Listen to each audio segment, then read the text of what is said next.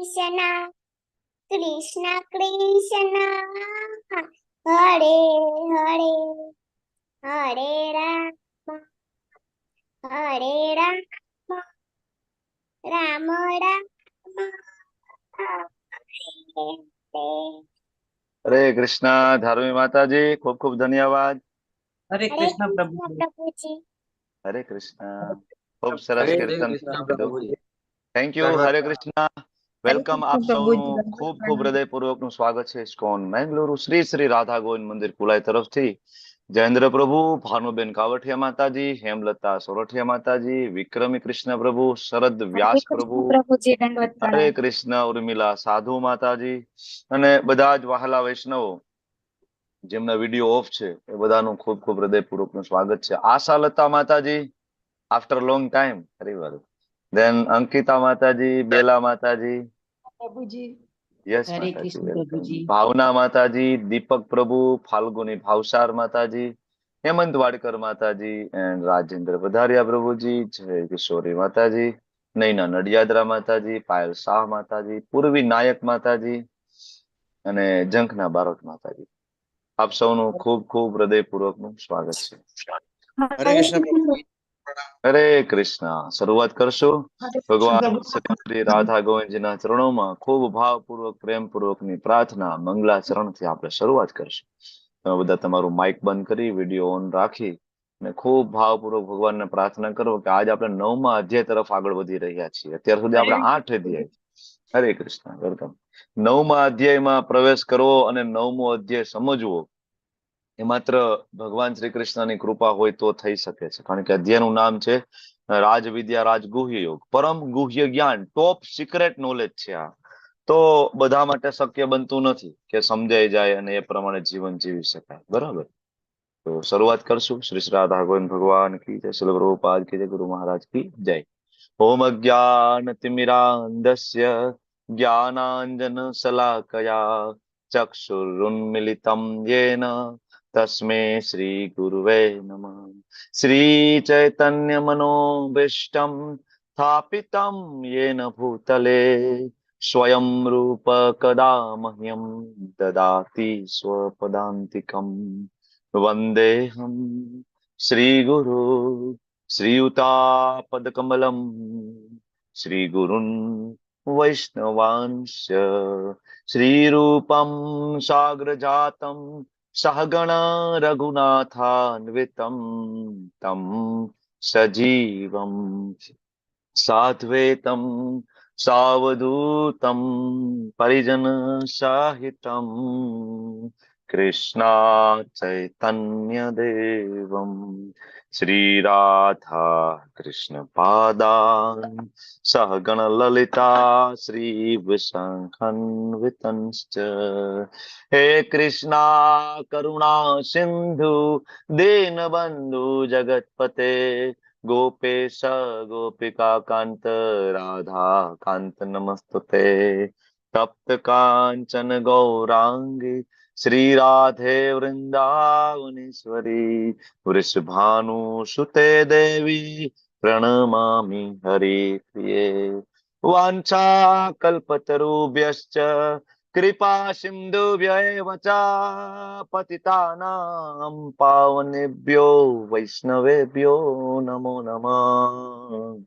नमो विष्णुपादाय कृष्णप्रेष्ठाय भूतले श्रीमते भक्ति वेदांत स्वामी निति नामिने नमस्ते सारस्वते देवे गौरवाणी प्रचारिणे निर्विशेषा शून्यवादी पाश्चात्य देशतारिणे जय श्री कृष्ण चैतन्य प्रभु नित्यानंद श्री अद्वैत गदाधर श्रीवासादि गौर भक्तवृंद हरे कृष्णा कृष्णा कृष्णा हरे हरे हरे राम राम राम हरे हरे हरे कृष्णा हरे कृष्ण। जयेंद्र प्रभु, रतिलाल प्रभु, पुष्पा हरे कृष्ण माता, प्रभुजी। कल्पेश प्रभु, मुकेश प्रभु, भानुबेन, गीता प्रिया, ब्रजरानी माताजी, शशि माताजी, सुनीताबेन रावल माताजी, अंकिता माताजी, वेलकम. ખૂબ ખૂબ સ્વાગત છે આપ સૌનું. તો અત્યાર સુધી આપણે 8 અધ્યાયની ચર્ચાઓ પૂર્ણ કરી અને આજે આપણે 9મા અધ્યાય તરફ આગળ વધી રહ્યા છીએ. અધ્યાયનું શીર્ષક બરાબર પરમ ગુહ્ય જ્ઞાન અથવા તો રાજવિદ્યા રાજગુહ્ય યોગ. બરાબર, ટોપ સિક્રેટ નોલેજ ભગવાન આની અંદર આપવા જઈ રહ્યા છે. અથવા તો બ્રહ્મ જિજ્ઞાસા, જે વૈદિક ઋચા, અને એની અંદર થતો જે મહત્વનો પ્રશ્ન છે, બરાબર, હું કોણ છું, ભગવાન કોણ છે, મારો ભગવાન સાથેનો શું સંબંધ છે, સંબંધને કેવી રીતના વિકસાવી શકાય, તો એની જે અલ્ટિમેટ જે જવાબ છે 9મા અધ્યાયમાં ભગવાન આપી રહ્યા છે આજે. બરાબર, તો શરૂઆત કરશું આજના અધ્યાયની. એની પહેલા આપણે નાનું એવું રિવિઝન લઈએ. ગઈકાલે 8મો અધ્યાય આપણે ભણી ચૂક્યા છીએ, બરાબર, અને એની પહેલા આપણે 7મો અધ્યાય ભણી ચૂક્યા છીએ. તો એક પ્રશ્નથી ખાલી શરૂઆત કરશું કે એવા 4 પ્રકારના કયા વ્યક્તિ છે જે ભગવાનને શરણાગત થાય છે? બોલો, 4 પ્રકારના વ્યક્તિ જે ભગવાનને શરણાગત થાય એમાં કોણ કોણ આવે છે? હરે બોલો. કૃષ્ણ પ્રભુજી. હરે કૃષ્ણ પ્રસાદ પ્રભુજી, વેલકમ. દંડવત પ્રણામ પ્રભુજી. બોલો. બોલો હરે બોલો પ્રભુ કૃષ્ણ બોલો. પ્રભુજી. બીના માતાજી, વેલકમ. હરે કૃષ્ણ. હરે કૃષ્ણ. હા, બોલો બોલો, જવાબ બોલો. 4 માંથી એક બોલો. પેલા એક વ્યક્તિ એક બોલે કે ભગવાનના શરણે જાય એવા એક વ્યક્તિ બોલો. કોણ શરણે જાય? જિજ્ઞાસુ, આ તો થાય હા. દુખી. એક તો દુખી, બીજું જિજ્ઞાસુ. 2 જવાબ મળ્યા છે. ત્રીજું પરમ સત્યની શોધમાં. જ્ઞાની. કામનાવાળા. અર્થાર્થી, પછી જ્ઞાની. જ્ઞાન. જ્ઞાનવાન. આર્તો, અર્થાર્થી, જિજ્ઞાસુ અને જ્ઞાની. આ 4 પ્રકારના વ્યક્તિ છે ભગવાનના શરણે જાય છે. અને આ ચારેયને ભગવાને સુકૃતિનો શબ્દ વાપર્યો છે. સુકૃતિન એટલે પુણ્યશાળી જીવ. હવે અહીંયા જયારે સુકૃતિન શબ્દ આવે અથવા તો પુણ્યશાળી જીવની વાત આવે તો એ કયા પુણ્યની વાત થાય?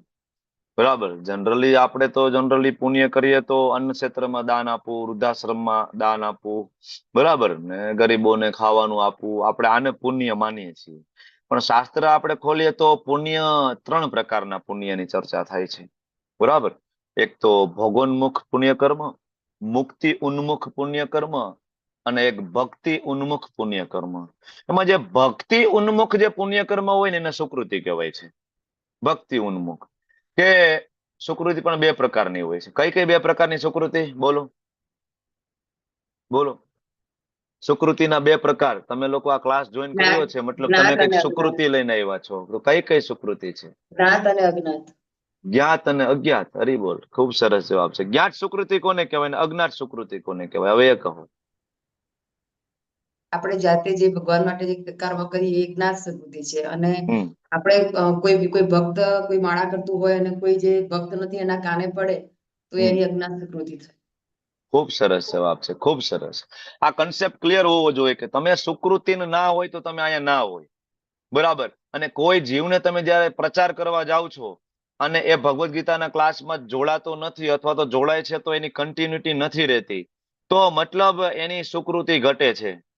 સુકૃતિ, જ્ઞાત સુકૃતિ અને અજ્ઞાત સુકૃતિ, 2 પ્રકારની સુકૃતિ જેમ તમે વાત કરી. જ્ઞાત એટલે આપણે જે બરાબર કોન્શિયસનેસલી આપણે જે કરીએ છીએ કે ભાઈ મંગલા આરતીમાં ઉઠવું, ભગવાનના નામનો જપ કરવો, ભગવાનને ભોગ લગાડવો, વૈષ્ણવની સેવા કરવી, તો આ જ્ઞાત સુકૃતિમાં આવે, બરાબર, આપને ખબર છે. અને એક બીજું અજ્ઞાત સુકૃતિ છે. ધારો કે ભગવાનના ભક્તો કીર્તન કરતા કરતા 4 રસ્તા ઉપર નીકળે છે, બરાબર, સિગ્નલ બંધ છે, બધી ગાડીઓ બ્રેક કરીને ઊભી છે અને ભગવાનના ભક્તો કીર્તન કરતા કરતા નીકળે છે, એના કાનમાં એ ભગવાનના પવિત્ર નામનો જપ સંભળાય છે.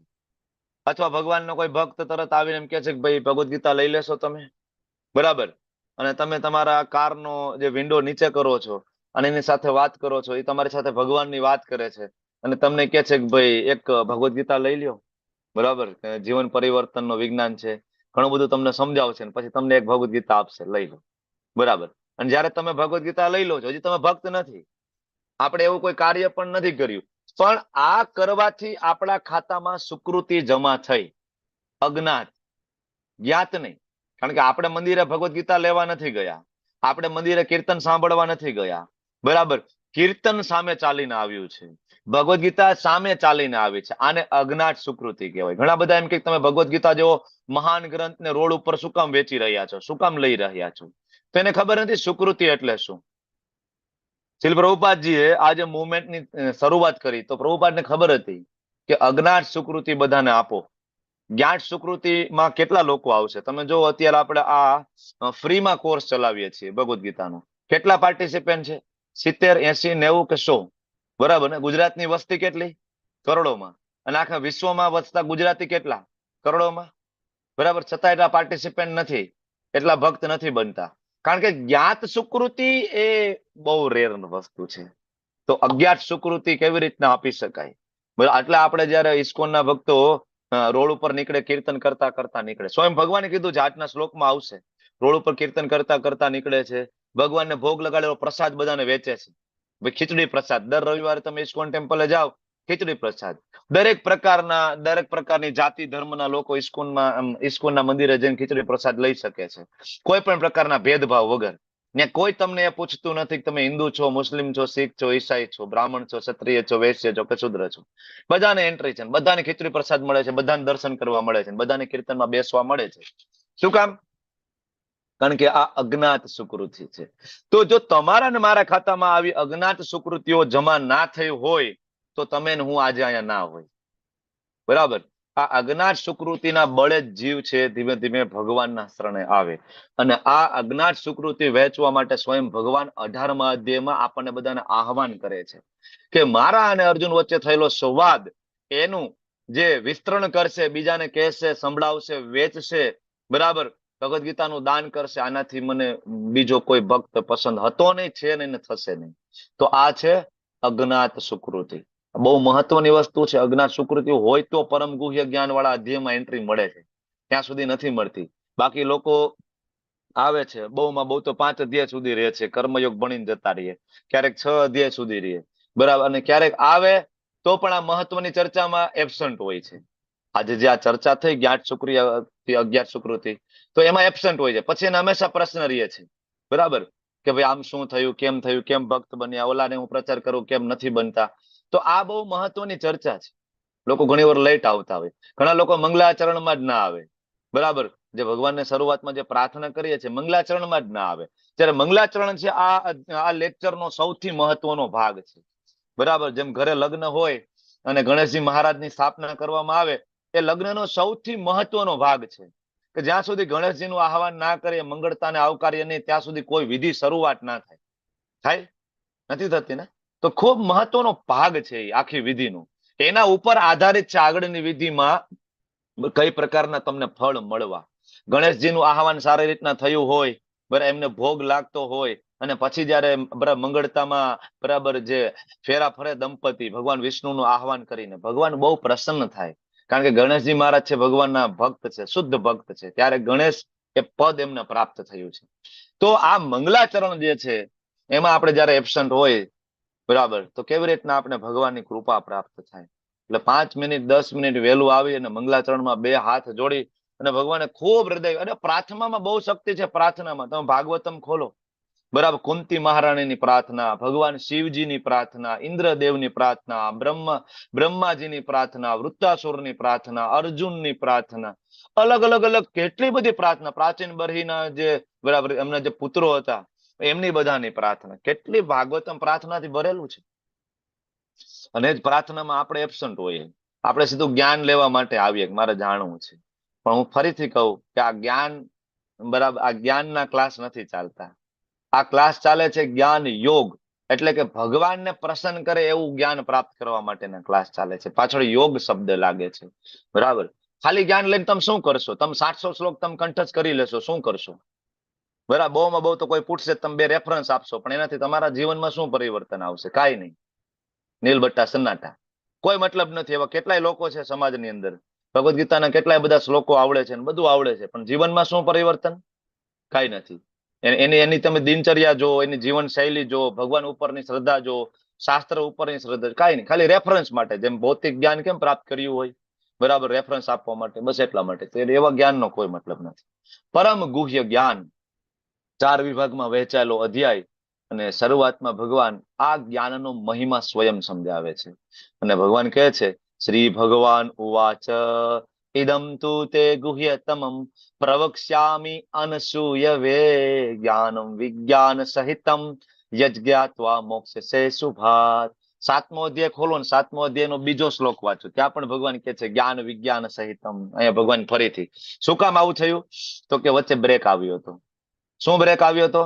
તો કે 7મો અધ્યાય ચાલતો હતો અને છેલ્લા 2 શ્લોક આવ્યા 28, 29 અને અર્જુન થોડા કન્ફ્યુઝ થયા. પ્રભુ બ્રહ્મ એટલે શું? અધ્યાત્મ એટલે શું? અધિભૂત એટલે શું? અધિદેવ એટલે શું? અધિયજ્ઞ એટલે શું? બરાબર, ક્યાં રહે છે અને મૃત્યુ સમય કેમ યાદ કરો? આમ કરીને અર્જુનના 8 પ્રશ્ન ઉદ્ભવ્યા 2 શ્લોકમાંથી. તો ભગવાનને કીધું પ્રભુ એક મિનિટ, આ પરમેશ્વર વાળું જ્ઞાન 7મો અધ્યાય થોડું બ્રેક મારો, મારા પ્રશ્નનો જવાબ પેલા આપી દો. ભગવાન કે કાંઈ વાંધો નહીં. શું છે બોલ, શું પ્રશ્ન છે? તો 8 પ્રશ્ન પૂછે અને એ 8 પ્રશ્નનો જવાબ એટલે 8મો અધ્યાય. હવે ભગવાન પાછું જે 7મા અધ્યાયની કન્ટિન્યુટી હતી ને એ પાછી હવે લઈ આવે છે, પરમેશ્વર વાળું જ્ઞાન. કારણ કે મૂળ પ્રશ્ન અર્જુનનો શું હતો? તો કે 6થા અધ્યાયના અંતે એક શ્લોક આવ્યો હતો, યોગીનામ અપી સર્વેશામ મદગતેન અંતરાત્મના શ્રદ્ધાવાન ભજતે યો મામ સમયુક્ત તમમત. ભગવાન એમ કીધું બધા પ્રકારના યોગીઓમાંથી સર્વશ્રેષ્ઠ યોગી એ છે જે મને જાણે છે, જે મને પ્રેમ કરે છે, જે મારી ભક્તિ કરે છે, જે મારું ચિંતન કરે છે. કોનું? કૃષ્ણ. બરાબર. તો અર્જુન કે તો પછી તમારા વિશેનું જ્ઞાન આપો ને પ્રભુ. તો ભગવાને 7મા અધ્યાયમાં જ્ઞાન આપવાનું ચાલુ કર્યું, એટલે અધ્યાયનું નામ હતું પરમેશ્વરનું જ્ઞાન. બરાબર. પછી ધીમે ધીમે એ જે ચર્ચા ચાલતી હતી એમાં બ્રેક લાગી ગઈ અર્જુનના પ્રશ્ન થકી. 8મો અધ્યાય આવી ગયો ડાયવર્ઝન સ્વરૂપે અને હવે ભગવાન પાછા મેઇન ટ્રેક ઉપર આવે છે. અર્જુન, આપણે ઓલી ચર્ચા કરતા હતા, તારે પરમેશ્વર વિશેનું જ્ઞાન જોતું હતું ને, તો હવે આ તારા પ્રશ્ન પૂરા થઈ ગયા હોય તો એ ટ્રેક ઉપર હું પાછો આવી જાઉં. એટલે ભગવાન એમ કહે છે કે અર્જુન, હું તને આગળ જે પરમેશ્વરનું જ્ઞાન આપતો તો હજી એને ડિટેલમાં આપું છું, થોડી વધારે ઊંડાણપૂર્વક આપું છું. ભગવાન પહેલા શ્લોકમાં કહે છે. પણ શું કામ આપે છે? આની પહેલા એક લાયકાતની વાત કરી હતી. ભગવદ્ ગીતા વાંચવાની લાયકાત શું? યોગ્યતા શું? ભગવદ્ ગીતા કોણ વાંચી શકશે? ભગવદ્ ગીતા કોણ સમજી શકશે? બોલો, લાયકાત કઈ છે ભગવદ્ ગીતા વાંચવાની? ભક્તો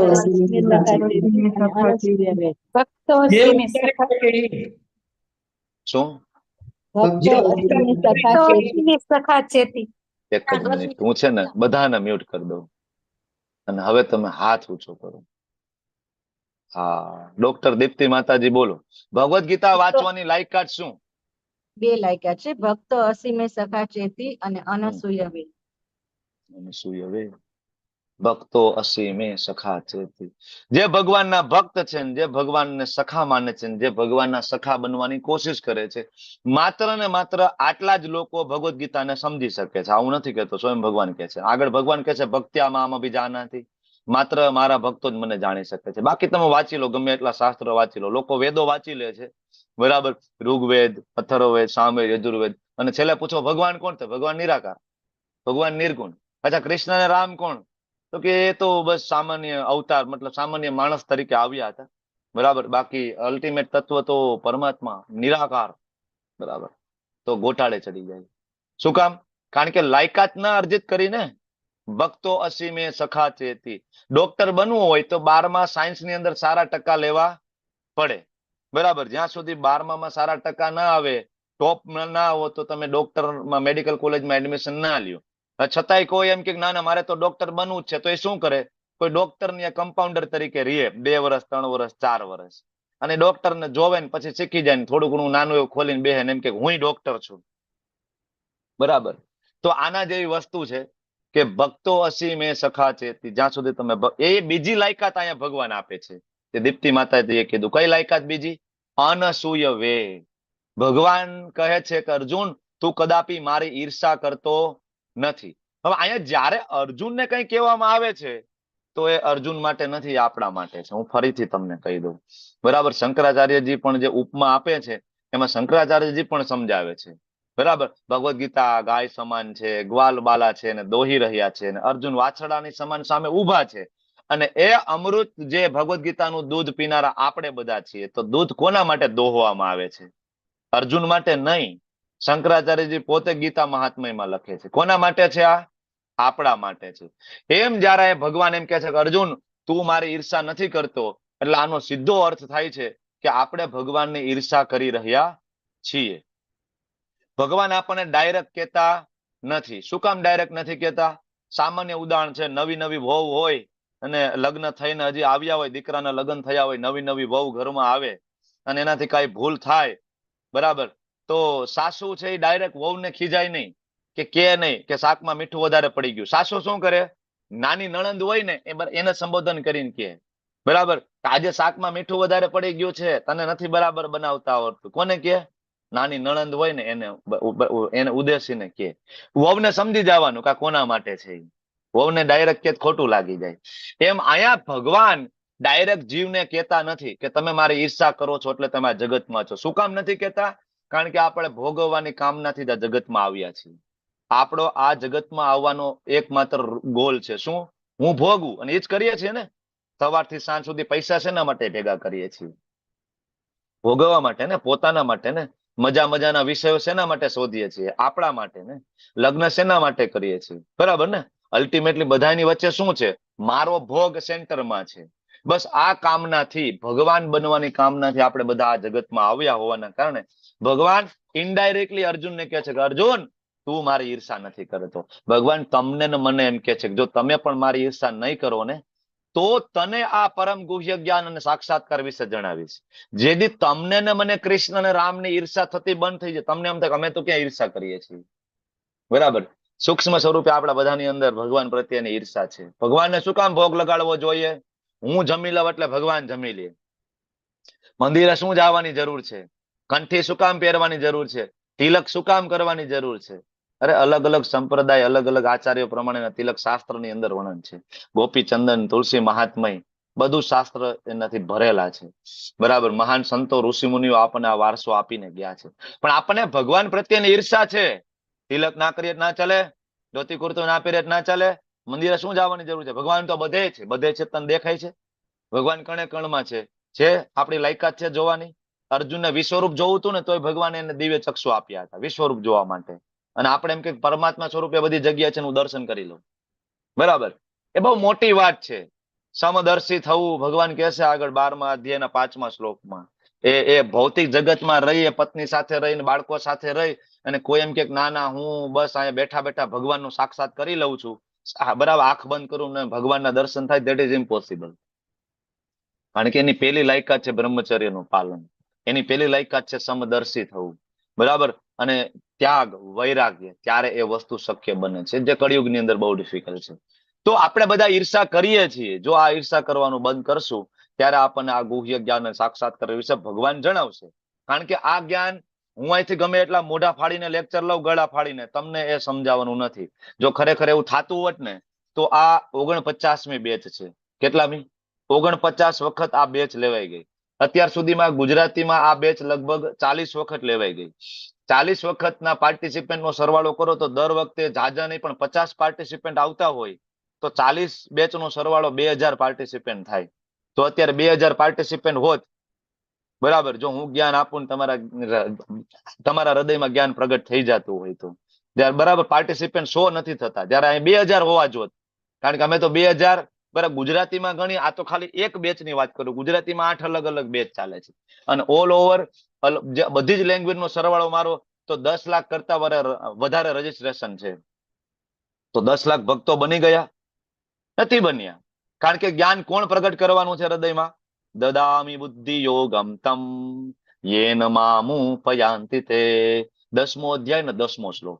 જ્યાં સુધી એની કૃપા ના થાય તમારા હૃદયમાં જ્ઞાન પ્રગટ થવાનું નથી. મને ખાલી નિમિત્ત બનાવેલો છે કે ભાઈ તું બેસ, બરાબર, તારો પ્રયત્ન કર, બાકીનું હું જોઈ લઈશ. કેને કેટલું જ્ઞાન હૃદયમાં પ્રગટ કરાવવું ના કરાવવું એ હું જોઈશ. બરાબર. તો આ વસ્તુ છે કે આ જ્ઞાન કોઈ જાણી લેશે તો ભૌતિક અસ્તિત્વના સર્વ ક્લેશોમાંથી મુક્ત થઈ જશે. ક્લેશમાંથી મુક્ત થવું છે ને, દુઃખમાંથી, કે નથી થવું? સવારથી લઈને રાત સુધી શેની પાછળ દોડીએ છીએ?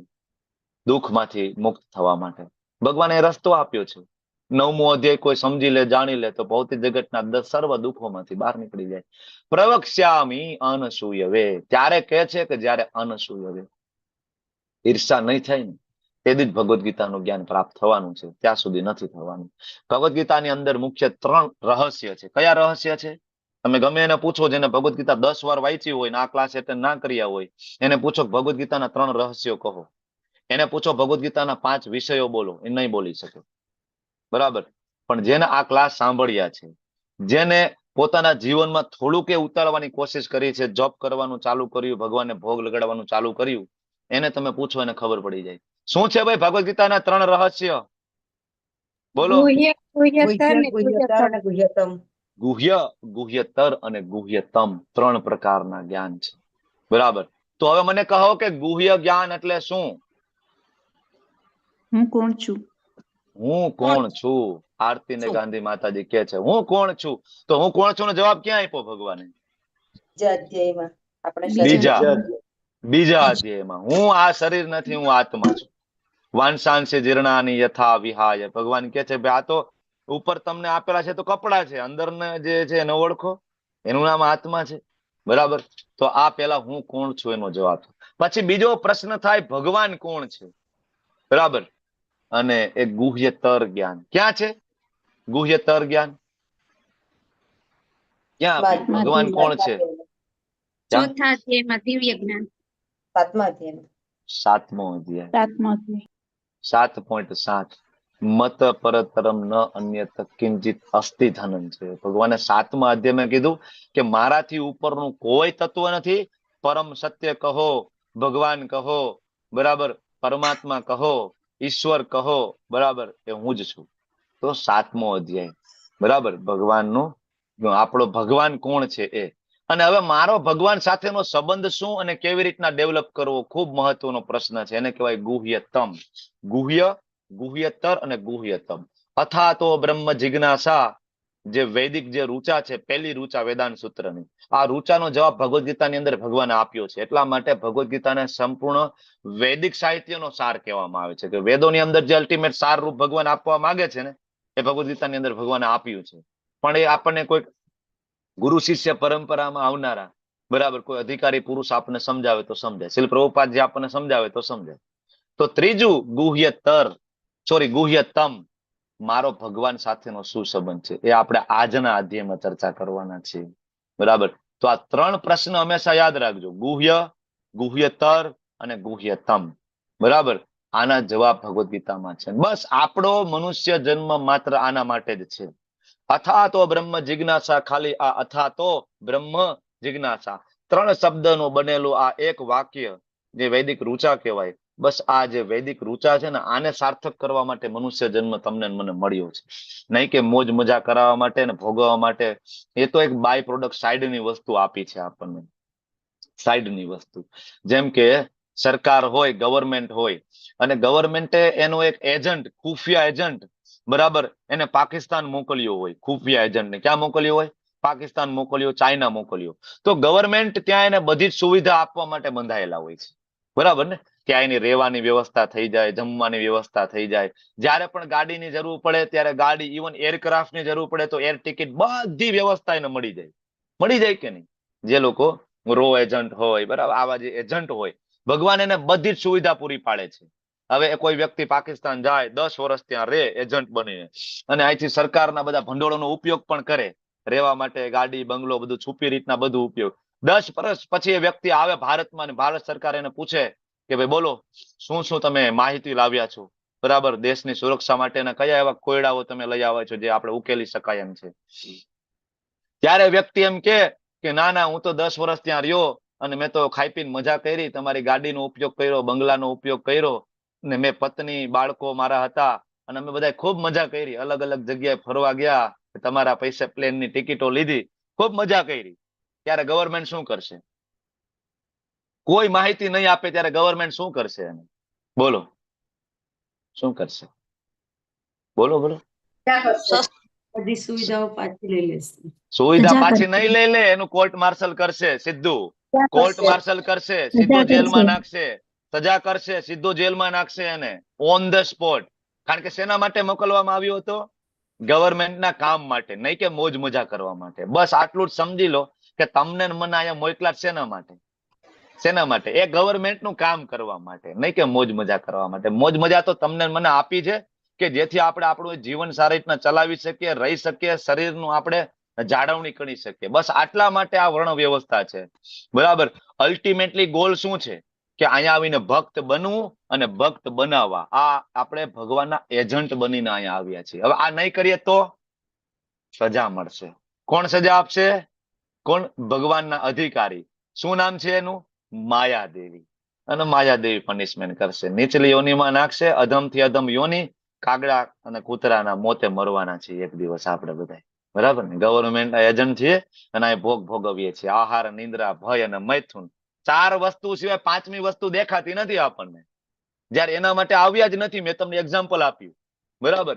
તો આ સમજવાની જરૂર છે. હવે આ જ્ઞાન કેવું છે? રાજવિદ્યા રાજગુહ્યમ પવિત્રમ ઇદમ ઉત્તમમ.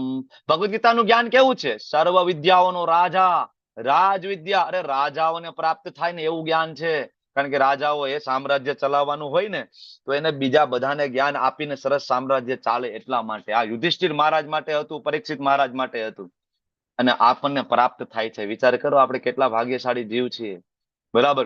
રાજગુહ્યમ, ગુહ્ય છે, સિક્રેટ છે, બધા માટે નથી, બરાબર? આ બધા માટે નથી. ભારતની અંદર અણુબોમ્બ બનાવવાની પદ્ધતિ હોય, એના સિક્રેટ કોડ હોય, ક્યાં પડ્યો છે, અને એના પાસવર્ડ કોની પાસે હોય? બહુ ગણ્યા ગાંઠિયા માણસો, બરાબર? મોટા મોટા મંત્રીઓ પાસે પણ ના હોય. એ ડિફેન્સ મિનિસ્ટ્રી પાસે, અમુક લોકો પાસે જ હોય, ઉપરના 3-4 વ્યક્તિ પાસે જ. તો આ એવું જ્ઞાન છે જે રાજગુહ્યમ છે બધા માટે. તમને એમ થાય કે ભાઈ આમાં શું સિક્રેટ છે? ઓપનલી તો કહી દીધું ભગવાને, પણ તોય આ સિક્રેટ છે.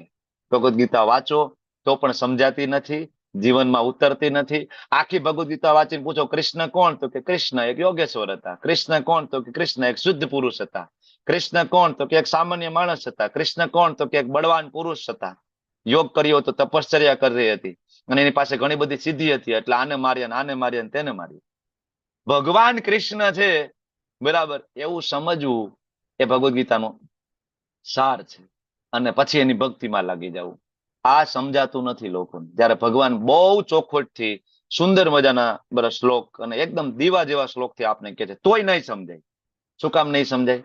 કારણ કે યોગ્યતા પ્રાપ્ત નથી કરતા આપણા માટે, એટલા માટે. ભક્ત નથી બનતા, સખા નથી બનતા. અને આપણી ઈર્ષા, ઈર્ષા ક્યારે ઓછી થશે ભગવાન પ્રત્યે? જયારે આપણે સેવા કરશું ને ત્યારે, બરાબર? કોઈ પણ વ્યક્તિની આપણે ઈર્ષા ક્યારે ઓછી થાય? જયારે તમે એની સેવા કરવા માંડો ને, પછી તમને એની ઈર્ષા ઓછી થાય, તમને એની પ્રત્યે પ્રેમ થાય. ઓકે? અને જ્યાં સેવા નથી ને ત્યાં પ્રેમ નથી, એટલું સમજી લેવાનું. કોઈ એમ કે હું પ્રેમ કરું, અમે કૃષ્ણને માની છીએ, અમે ભાઈ દ્વારકાધીશને માની છીએ, અમે વૈષ્ણવ છીએ. અચ્છા, તો ઘરે ઠાકોરજીની સેવા? ના, એવું કઈ ન હોય. ભોગ લગાડવાનું? ના, એવું કઈ ન હોય. ડુંગળી લસણ ખાવ છો? તો કે હા. બરાબર. તો કઈ રીતનો પ્રેમ છે? પ્રેમની અંદર પહેલી વસ્તુ જોઈએ સેવા. તમે તમારી પત્નીને પ્રેમ કરતા હોય, બરાબર, અને બરાબર તમારે એમની સાથે લગ્ન થાય, ઘરે આવે, તમે એમ કહો હું તને બહુ પ્રેમ કરું છું વાલી, બહુ પ્રેમ કરું છું. પછી પત્ની એમ કે હાલો હવે શોપિંગમાં જવું છે, દિવાળી આવે છે, નવા કપડા લેવા જવા છે, એ બધું તું મૂક વાલી, હું તને બહુ પ્રેમ કરું છું, બરાબર. પછી એકવાર જવા દે, પછી બીજી વાર એમ કે પત્ની એમ કે હું બહુ બીમાર છું, હોસ્પિટલ લઈ જાવ ને મને, એ બધું મૂક વાલી, હું તને બહુ પ્રેમ કરું છું. આ પ્રેમ છે? બરાબર, આ પ્રેમ છે. પ્રેમ સેવા નથી તો પ્રેમ નથી. એટલે શ્રી પ્રભુપાદજી આખી ભગવદ ગીતામાં, ભાગવતમાં, એના બધા જ ગ્રંથોમાં ક્યાંય ભક્તિ શબ્દ ખાલી નથી વાપરતા. શું વાપરે છે? ભક્તિમય સેવા, ડિવોશનલ સર્વિસ. સર્વિસ નથી ને તો તમે ભક્ત નથી. તમારી પાસે સેવા નથી, તમે ભક્ત નથી. બહુ સિમ્પલ છે. તમને ગમે એટલા શ્લોક આવડતા હોય, બરાબર, સેવા નથી તો ભક્ત નથી. કારણ કે સેવા વગર પ્રેમ જ નથી. કોઈ દિવસ પ્રેમ વિકસિત જ ના થાય. એટલે આ ગુહ્ય જ્ઞાન છે. વિશુદ્ધતમ છે, પવિત્રમ. જે કોઈ આ ભગવદ ગીતાના સંપર્કમાં આવે એનું જીવન જો આમૂલ ચૂલ પરિવર્તન આવે. તમારા જીવનમાં આવ્યું છે?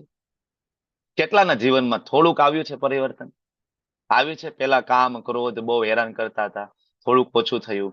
થોડુંક માનસિક ચિંતા, ડિપ્રેશન બહુ રહેતું હતું, થોડુંક ઓછું થયું. પેલા કામની ચિંતા, પૈસાની, આવકની, ઇન્કમની ચિંતા ખૂબ રહેતી હતી, ધીમે ધીમે ઓછી થઈ. પારિવારિક સંબંધોમાં ખૂબ ક્લેશ રહેતો હતો, ધીમે ધીમે ઓછો થયો. થયું છે ને? નથી થયું? 3-4 જણાને જ થયું જ, બોલો, બીજા કોઈ નથી થયું? પવિત્રમ ઇદમ ઉત્તમમ. જો નથી થયું તો હજી આપણે પ્રોસેસ પ્રમાણે જ્ઞાન લેતા નથી, તો નથી થતું. આનો એક બાકી જ્ઞાન છે, બરાબર, એ પ્યોર છે, બરાબર, પણ પદ્ધતિ આપણે કઈ અપનાવીએ છીએ એના ઉપર ડિપેન્ડ છે. તો વિશુદ્ધતમ અને પ્રત્યક્ષાવગમ ધર્મ્ય. તમને ધર્મ શું છે એનું પ્રત્યક્ષ સાક્ષાત્કાર કરાવશે. તમારો ધર્મ શું છે? સુસુખમ, ખૂબ આનંદદાયક છે. સુખદાયી છે ભગવાનની સેવા કરવી. એ અલગ અલગ પ્રકારના યોગ છે.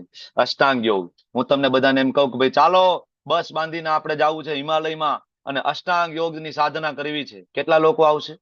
હિમાલયમાં એક પગે ઊભું રહેવાનું છે 2 દિવસ, ખાલી જાજુ નહીં, 2 દિવસ. આવું છે? નથી આવું. ખાલી 2 જ દિવસ કહું છું. ઋષિ મુનિઓ તો હજારો વર્ષ કરતા હતા, આપણે 2 દિવસ અષ્ટાંગ યોગની સાધના. આવું છે? નથી આવું. ના પાડે બધા. તો હાલો હિમાલય ના જાય તો ગુજરાતનું કોઈક એવું જંગલ ગોતીએ, જંગલમાં જઈએ અને એકાદું ઝાડવા નીચે બેસીએ.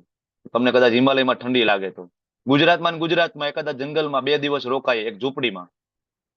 બોલો, જે જે આપણે મોબાઈલ નહીં હોય, ઇન્ટરનેટ નહીં હોય, સાદું જીવન, ફળ ફૂલ ખાઈને જીવવાનું ને બસ એક જગ્યાએ બેસીને સાધના. અષ્ટાંગ યોગ. છે કોઈ તૈયાર? નહીં. જ્ઞાન યોગ માટે હું તમને કહું, ચાલો કાશી જવું છે અને પાણીનું ગ્રામર ભણવું છે. 12 વર્ષ થાય પાણીનું ગ્રામર ભણતા. આવું છે? સંસ્કૃત ભણવા માટે કાશી, પછી 4 વેદો વાંચશું, 108 ઉપનિષદો વાંચશું, બરાબર, વેદાંત સૂત્ર વાંચશું. કોઈ તૈયાર છે ભાઈ કાશી આવવા માટે? નહીં.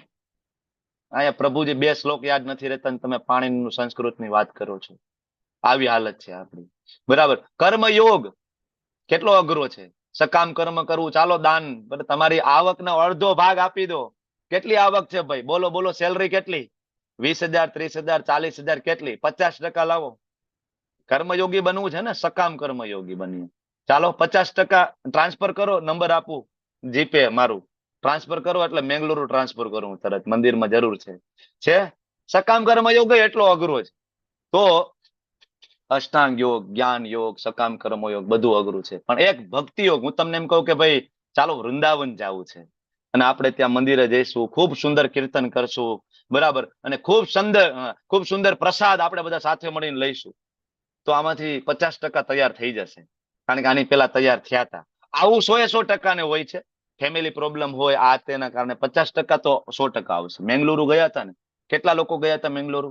500 લોકોને લઈને ગયા હતા આપણે.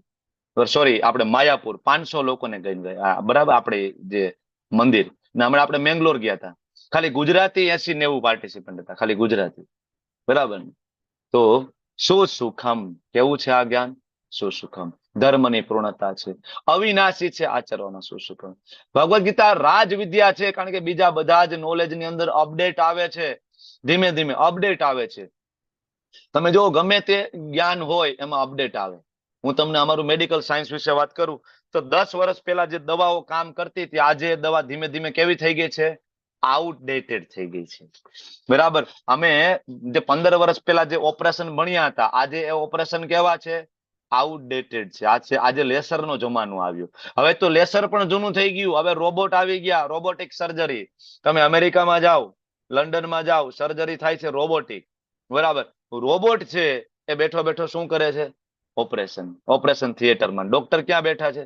ડોક્ટર તો બહાર બેઠા છે, કોમ્પ્યુટર ઉપર બેઠા ઓપરેશન અંદર ચાલે છે, રોબોટિક સર્જરી. તો વિજ્ઞાનની અંદર હંમેશા અપડેટ આવે છે. અપડેટ આવવાનો મતલબ શું? કે પેલા હતું એમાં ખામી છે, અમે નવું લઈને આવ્યા છીએ. તમે મોબાઈલ લીધો હશે, બરાબર, મોબાઈલમાં 6 મહિના થાય તો અપડેટ આવે. ભાઈ હવે ભાઈ એપ્લિકેશન જૂની હતી ને નહીં બરાબર ચાલે, અમે નવું તમને આપીએ છીએ, અમે તમને નવું આપીએ છીએ. બરાબર ને? પેલા 2G આવ્યો તો કે હવે 2G બરાબર નથી, અમે 3G આપીએ છીએ. 3G બરાબર ને, અમે 4G આપીએ છીએ. તો કે 4G બરાબર નથી, સ્પીડ સારી નથી, 5G આપીએ છીએ. બરાબર. મતલબ અપડેટ આવે છે, મતલબ ખામી છે કઈ. આ ભૌતિક જ્ઞાનમાં હંમેશા ખામી રહે છે. જ્યારે એવું નથી ક્યારે બન્યું કે ભગવદ ગીતાના 700 શ્લોક છે એમાંથી કોઈ એમ કે ભાઈ પેલા 700 હતા ને હવે 702 કરવાની જરૂર છે, 2 ઉમેરી દઈ. અથવા કોઈ એમ નથી અત્યાર સુધી કીધું કે 700 શ્લોક છે ને એમાંથી 5 નકામા છે અને 695 કરીએ. નહીં. કેવું જ્ઞાન છે? રાજ વિદ્યા. બધી જ વિદ્યાઓનો અલ્ટિમેટલી રાજા છે. પણ તમે ગમે એટલું સમજાવો તો પણ જે અશ્રદ્ધાળુ વ્યક્તિ છે એ ક્યારેય ભગવાનના શરણે આવતા નથી. એટલે ભગવાન પોતે કહે છે, અશ્રદ્ધાના પુરુષા ધર્મસ્યાસ્ય પરંતપ અપ્રાપ્ય મામ નિવર્તન્તે મૃત્યુ સંસાર વર્તમની. અશ્રદ્ધા સૌથી મોટો અવગુણ છે. શ્રદ્ધા ના હોવી ને એ. શરમ આવે આપણને શ્રદ્ધા બતાવતા. માળા કરતા હોય ને ઘરે કોઈક મહેમાન આવે તો આપણે માળામાં છુપાવી દઈએ. શું કરો? કાંઈ નહીં. બતાવીએ નહીં આપણી બેડ બેગ. બરાબર. આપણે તિલક કરીને બહાર નીકળતા શરમ આવે છે. બરાબર ને? ધોતી પહેરવાનું તો ભૂલી જ જાઓ. કેટલાય લોકો 5-5 વર્ષથી ભક્તિમાં હોય, ધોતી પહેરીને મંદિરે જતા શરમ આવે. બરાબર, આપણને શરમ આવે. બરાબર, તિલક, ગળામાં કંઠી પહેરતા શરમ આવે, હાથમાં માળા લઈને ફરતા આપણને શરમ આવશે. 100 લોકો બેઠા હશે, 99 ના હાથમાં મોબાઈલ હશે, એને શરમ નહીં આવે. રીલ સ્ક્રોલ કરતા હશે, એને શરમ નહીં આવે. પણ એક વ્યક્તિ આપણે બેઠા હોય ને આપણે હાથમાં માળામાં લેવી હોય, જો માળા કરવી હોય તો આપણને શરમ આવશે, એની શરમ નહીં આવે. બરાબર, લોકો ફાટેલા કપડા પહેરીને બરાબર અંગ પ્રદર્શન કરતા હોય, એને કોઈને શરમ નહીં આવે.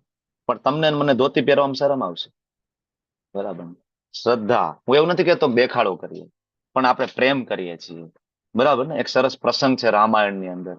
રામાયણમાં હનુમાનજી મહારાજ માતા સીતાજીને પૂછે છે, સીતાજી મારા સીતાજી માતા મેકઅપ કરતા હતા તો સિંદૂર પૂરતા હતા. તો હનુમાનજી મહારાજ પૂછે છે કે માં એ કે આ શું છે તમે લીટી કરો છો એ લાલ કલરની?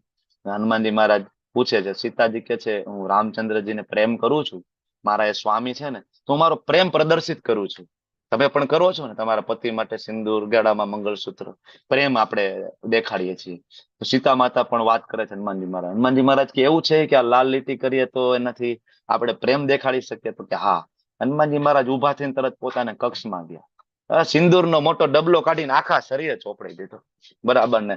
રામચંદ્રજીને સભામાં આવ્યા આખા લાલ થઈને પહેલી વાર.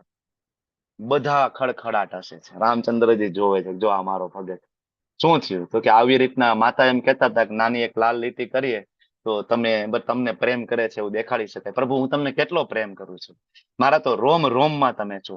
છાતી ફાડીને બતાવે છે, ખબર છે ને, છાતી ફાડીને બતાવે છે આ છે. તો આ પ્રેમ દેખાડવો પડે. બરાબર, આપણે દેખાડો કરવાની વાત નથી, પણ આપણી શ્રદ્ધા દેખાડવી પડે. શાસ્ત્રમાં જ્યાં સુધી લખ્યું છે કે વૈષ્ણવ કોને કહેવાય, વૈષ્ણવ કોને કહેવાય? દૂરથી તમે જયારે જોવો, દૂરથી, અને તમારા મનની અંદર, હૃદયની અંદર કૃષ્ણનું સ્મરણ તમને ચાલુ થઈ જાય ને, એને કહેવાય વૈષ્ણવ. દૂરથી તમે વૈષ્ણવને જોવો, એના તમે તિલક જોવો, શિખા જોવો, ધોતી કુર્તો જોવો, હાથમાં માળા જોવો ને, તમારા મનની અંદર કૃષ્ણ રમે. ભલે તમે પછી નાસ્તિક હોય તો ભલે નાસ્તિક. આવું જોયું છે? આવો તમને અનુભવ થશે ક્યારેક. ધોતી કુર્તો, હાથમાં માળા. બરાબર, જે લોકો ભગવાનમાં માનતા હશે તમને એમ કહેશે હા હરે કૃષ્ણ પ્રભુજી, હરે કૃષ્ણ માતાજી. અને જે નહીં માનતા હોય ને, જો આવી ગયા હરે કૃષ્ણ વાળા આવી ગયા, અને કઈ ધંધો જ નથી. આમ કરીને કૃષ્ણ તો બોલવાના જ છે. અને ભગવાન કેટલા કૃપાળુ છે. તુલસીદાસજી ચોપાઈ લખે છે ને, ભાઈ કુબાય અનખ આલસુ. બરાબર ને. ગમે તે રીતના ક્રોધથી, પ્રેમથી, દુઃખથી પણ જયારે ભગવાન રામ કૃષ્ણનું નામ મુખ ઉપર આવે છે ને, ભગવાન એનો ઉદ્ધાર કરે છે. આને વૈષ્ણવ કહેવાય. ખાલી કહેવાના વૈષ્ણવ નહીં બનવાનું, વૈષ્ણવ બનવાનું, શાસ્ત્ર પ્રમાણેના વૈષ્ણવ બનવાનું. બરાબર, તો આ છે શ્રદ્ધા. અરે તમે ને હું નહીં બતાવીએ તો આપણું બાળક કેવી રીતના તિલક કરશે? તમે હું તિલક નહીં કરીએ, કંઠી નહીં પહેરીએ, હાથમાં માળા નહીં રાખીએ, આપણું બાળક કરશે? કોઈ જ નહીં કરે. બરાબર, તો આ બહુ જરૂરી છે. ભગવદ્ ગીતાને જીવનમાં ઉતારવાની છે. બરાબર, ભગવાન કહે છે આ સમગ્ર જગત મારા વડે, મારા અવ્યક્ત રૂપમાં વ્યાપ્ત છે. સર્વ જીવો મારામાં છે, હું તેમનામાં નથી. એકચ્યુઅલી આ શ્લોક અચિંત્ય ભેદા ભેદના શ્લોક છે. સમજવા બહુ મુશ્કેલ પડતા હોય છે ઘણી વખત. તમે લેવલ 2 માં ભક્તિ શાસ્ત્રીમાં આવો ત્યારે આ બધા શ્લોક સમજાય. આમાં એક જ શ્લોક લીધો છે એકચ્યુઅલી અચિંત્ય ભેદા ભેદ વાળો, લેવલ 1 ની અંદર. તો હવે આપને પ્રશ્ન થાય કે ભગવાને પહેલા તો કીધું કે હું તમારા હૃદયમાં છું, પરમાત્મા સ્વરૂપે. તમે કહેતા હતા ને, બરાબર, તમારો ઘણાનો પ્રશ્ન પણ હતો કે ભગવાન બધા જીવના હૃદયમાં તો છે, તો પછી માનવ સેવા કરવામાં શું વાંધો છે? આવો પ્રશ્ન આપણને થાય ને. ભગવાન અહીંયા કહે છે સર્વ જીવો મારામાં છે, હું તેમનામાં નથી. અહીંયા હું તેમનામાં નથી એટલે કોણ તેમનામાં નથી? સાક્ષાત કૃષ્ણ દ્વિભુજ શ્યામ સુંદર એમનામાં નથી. આપણા હૃદયમાં જે આવે છે ને, એ શિરોદક્ષય વિષ્ણુ છે. એ ભગવાનનો ત્રીજો પુરુષ અવતાર છે. મહાવિષ્ણુ, ગર્ભોદક્ષય વિષ્ણુ, શિરોદક્ષય વિષ્ણુ. સાક્ષાત કૃષ્ણ તરીકે દ્વિભુજ શ્યામ સુંદર આપણા હૃદયમાં બિરાજમાન નથી. એટલે ભગવાન કહે છે હું તેમનામાં નથી. એટલા માટે આપણે દ્વિભુજના આપણે દર્શન કરવા જાય છે, એટલે આપણે દ્વિભુજને શોધીએ છીએ. ચતુર્ભુજ ઉપર આપણે ધ્યાન નથી કરતા આંખ બંધ કરીને. યોગીઓ હોય ને એ ચતુર્ભુજ ઉપર, એને પરમાત્મા એનો ગોલ છે યોગીઓનો. બરાબર, જ્ઞાનીઓનો નિરાકાર બ્રહ્મ ગોલ છે. બ્રહ્મ નિરાકાર નિર્ગુણ એ જ્ઞાનીઓનો. યોગીઓનો ગોલ છે પરમાત્મા હૃદયમાં. અને ભક્તિ હોય ને, ભક્તિ યોગી, એનો ગોલ છે દ્વિભુજ શ્યામ સુંદર. મીરાબાઈ નો ગોલ પરમાત્મા નહોતા, ગોપીઓનો ગોલ પરમાત્મા ચતુર્ભુજ નહોતા. ઇવન ભાગવતમ વાંચો ખોલો તમને ખ્યાલ આવશે કે ગોપીઓ સાથે ભગવાન રાસલીલા કરતા હતા, તો ભગવાન થોડાક વાર માટે ત્યાંથી અદ્રશ્ય થઈ જાય છે, થોડી વાર માટે, કૃષ્ણચંદ્ર, અને તરત જ ત્યાં પોતે ચતુર્ભુજ સ્વરૂપે પ્રગટ થાય છે. તો ગોપીઓ ત્યાં જઈને પૂછે છે અમારા કૃષ્ણ ક્યાં છે?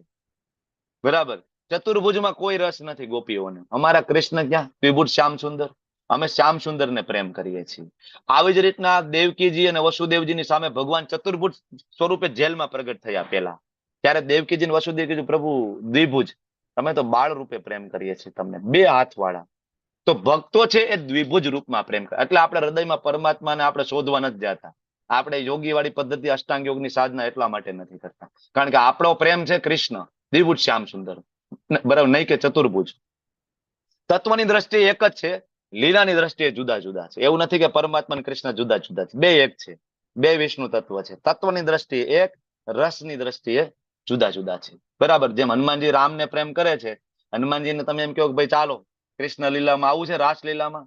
એક વખત કીધું હતું રામચંદ્રજી, ચાલો હનુમાનજી હું તમને વૈકુંઠમાં લઈ જાઉં અને મારા તમને કૃષ્ણ સ્વરૂપે દર્શન કરાવું, નારાયણ સ્વરૂપે દર્શન કરાવું. હનુમાનજી કે પ્રભુ રેવા દો ને, મને તો તમને આ જ સ્વરૂપમાં મને તમે ગમો છો, રામચંદ્રજી સ્વરૂપે જ હું પ્રેમ કરું છું. તો રસની દ્રષ્ટિએ રામકૃષ્ણમાં કોઈ તફાવત નથી, પણ રસ, આપણો રસ કયો છે? આપણો દ્વિભુજ શ્યામ સુંદર, જે સર્વોચ્ચ રસ છે. બરાબર. શ્રીમદ ભાગવતમમાં સુખદેવજી લખે છે. તો આ રીતના ભગવાન, બરાબર, દરેક જીવોમાં છે. હું તેમનામ નથી જે કે છે, ભગવાને આવીને કરીને પણ બતાવ્યું. તમને ખબર છે ને, આ ભગવાને માટી ખાધી હતી. કૃષ્ણચંદ્ર જયારે આવ્યા યમુનાના ઘાટ ઉપર માટી ખાતા હતા, બલરામજી કેવા ગયા યશોદા માતાજી, માં ઈ કે કાનો ઈ કે માટી ખાય છે. માં દોડીને આવે, એમ કે માટી ખાય છે, કે બતાવી કે ક્યાં માટી ખાધી. બરાબર. કૃષ્ણ મોઢું બંધ રાખે, નથી ખાધી. માં કે નથી ખાધી. કારણ કે એટલો ટાઈમ મળી જાય ને ગળે ઉતારવાનો, કે થોડોક ટાઈમ મળી જાય ગળે ઉતારી લે એટલી વારમાં. બરાબર. આમ કરશું તો નથી ખાધી. માં કે નથી ખાધી, કે આ બલરામે કીધું કે તે માટી ખાધી છે. માં કે બલરામ તો ખોટું બોલે. તમને ખબર છે બલરામ શું કહેતા હતા? એ કે બલરામ મને એમ કહેતો હતો કે જો નંદ બાબા એ કે રૂપાળા, યશોદા માતાજી રૂપાળા, તું કાળો, મતલબ તું એનો દીકરો નથી, તમે અમે લાવ્યા છીએ, તું મયડો છો અમને, તું એનો દીકરો નથી. માં સાચી વાત છે આ. એમ બરાબર. બલરામ તો આવી વાત કરતા. આવી રીતના માને મનાવવાની કોશિશ કૃષ્ણચંદ્ર કરતા હતા, પણ એને શું ખબર કે આ માં જ ખોલ મોઢું, કે કાંઈ વાંધો નહીં. ભગવાનને એમ કે આવી રીતના મનાવીશ તો મોઢું નહીં ખોલાવે, તોય કીધું ખોલ મોઢું. જયારે મોઢું ખોલે છે, અનંત બ્રહ્માંડના દર્શન કરાવે છે મુખની અંદર. બધું એનામાં છે ને. બરાબર. બધું એનામાં છે. એટલે ઘણા બધાને પ્રશ્ન થાય. એક વખત વિધાતાજી સ્વયં ભગવાન પાસે ગયા, કૃષ્ણચંદ્ર પાસે, કે ભાઈ સુદામાના લેખમાં કોઈ દિવસ ઐશ્વર્ય લખ્યું નહોતું, કોઈ દિવસ લક્ષ્મી, રૂપિયા, પૈસા, ધન નહોતા લખ્યા. બરાબર. અને તોય તમે એના લેખ બદલાવીને તમે એને આટલા બધા ઐશ્વર્યવાન કેવી રીતના બનાવ્યા? બરાબર. એને એવા કયા પુણ્ય કર્મ કર્યા છે કે તમે આપ્યું? ત્યારે ભગવાન કહે છે કે કાચા તાંદુલ લાવ્યો હતો ને, તો કે હા. એ તાંદુલ કોને ખાધા હતા? તો કે મેં ખાધા હતા. અચ્છા, મારા ગર્ભમાં કોણ છે?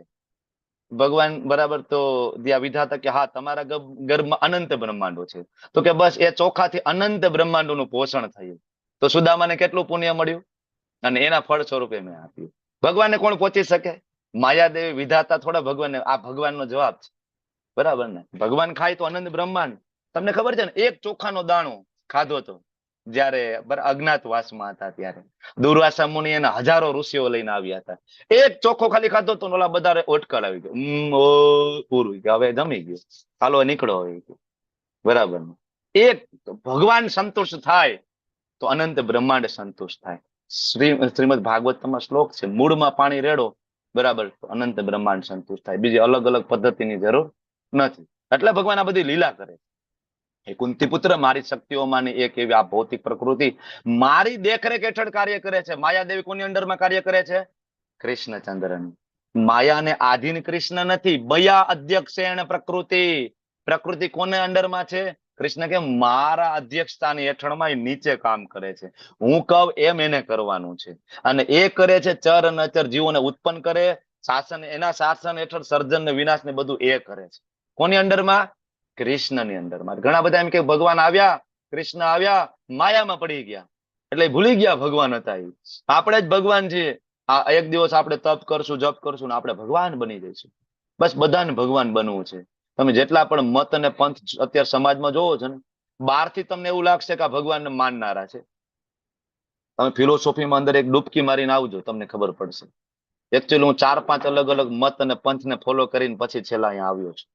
એટલે લગભગ મત અને પંથ વિશે આછેરો અનુભવ મને થયો છે કે એની ઇન્ટરનલ ફિલોસોફી, બરાબર. જો બે વસ્તુ હોય, એક લોકોને આકર્ષવા માટેની વસ્તુ હોય અને એક અંદરની વસ્તુ હોય. આકર્ષવા માટે ભગવાન કૃષ્ણનો ફોટો રાખવામાં આવે, વિષ્ણુજીનો ફોટો રાખવામાં આવે, બધું કરવામાં આવે. પછી અંદર જાઓ, ફિલોસોફી ચાલુ થાય ત્યારે ખબર પડે. અનુભવ હશે ઘણા બધાને, બરાબર. તો આવા લોકોથી હંમેશા બચીને રહેવું જોઈએ. આગળ અનંત બ્રહ્માંડોનું નિર્માણ થાય અને વિનાશ થાય, ભગવાનની દેખરેખ હેઠળ થાય છે. આ બધું ઓટોમેટિક નથી, બરાબર. તો ઘણા બધા એમ કે કૃષ્ણ છે મનુષ્ય સ્વરૂપે આવે, એ તો માણસ હતા. ત્યારે ભગવાન કે છે અવજાનંતી મામ મૂઢા.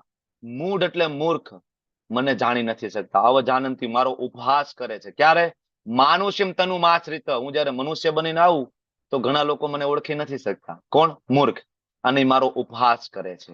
કારણ કે પરમ ભાવમ અજાનંતો, મારો એ પરમ ભાવને જાણતા નથી. મમ ભૂત મહેશ્વર. કૃષ્ણ શું કહે છે? હું જ દરેક ભૂત 84 લાખ યોનીનો હું પિતા છું, હું જ એનો ઈશ્વર છું. અને આનું આ સ્ટેટમેન્ટ તમે જોવો ને તો બ્રહ્માજી શ્રીમદ ભાગવતમના બીજા કેન્ટોમાં 10મા કેન્ટોમાં વારંવાર કહે છે. આનું આ સ્ટેટમેન્ટ શિવજી પોતે શ્રીમદ ભાગવતમ તમે ચોથો કેન્ટો ખોલો, રુદ્રગીતની અંદર શિવજી પણ કહે છે કે યસ, ભગવાન છે એ પરમ નિયંતા છે. બ્રહ્માજી પણ કહે છે, શિવજી કહે છે, ઇન્દ્ર કહે છે. તોય આપણે એમ કે ના ના, ભગવાન કૃષ્ણ નથી. એટલે ભગવાન કહે છે મૂઢા, મૂર્ખ, બરાબર. એ સમજી નથી શકતા કે હું કપટ મનુષ્ય તરીકે આવું છું. રામાયણ ખોલો, રામચરિતમાનસ ખોલો, વાલ્મીકીજીએ રામચંદ્રજીને મનુષ્ય તરીકે આલખ્યા નથી. માનવ લીલા આપણે કહીએ છીએ, એકચ્યુઅલી કપટ માનવ લીલા છે. તમને ને મને એવું લાગે કે મનુષ્ય છે એવું આબેહૂબ જ્યારે લીલા કરે છે, બરાબર, પણ એ કપટ લીલા છે, બરાબર. આપણને ભગવત ધામ લઈ જવા માટેની લીલા છે. એટલે કપટ મનુષ્ય તરીકે ઓળખવામાં આવે છે. ભગવાન આપણા જેવા મનુષ્ય નથી. તો હવે જે લોકો ભગવાનને સામાન્ય મનુષ્ય માની લે, ભગવાનને ભગવાન ના માને, તો શું થાય? એનું રિઝલ્ટ શું? તો ભગવાન 12મા શ્લોકમાં કહે છે મોઘ આશા મોઘ કર્માણો. એની બધી જ આશા, એના બધા જ મનોરથ કેવા થાય? મોઘ. મોઘ એટલે વ્યર્થ જાય, બરાબર. મોઘ કર્માણો, એના બધા જ જેટલા કર્મ હોય, સકામ કર્મ હોય, દાન કર્યું હોય, પુણ્ય કરવું હોય, એ બધું શું જાય? એનું વ્યર્થ.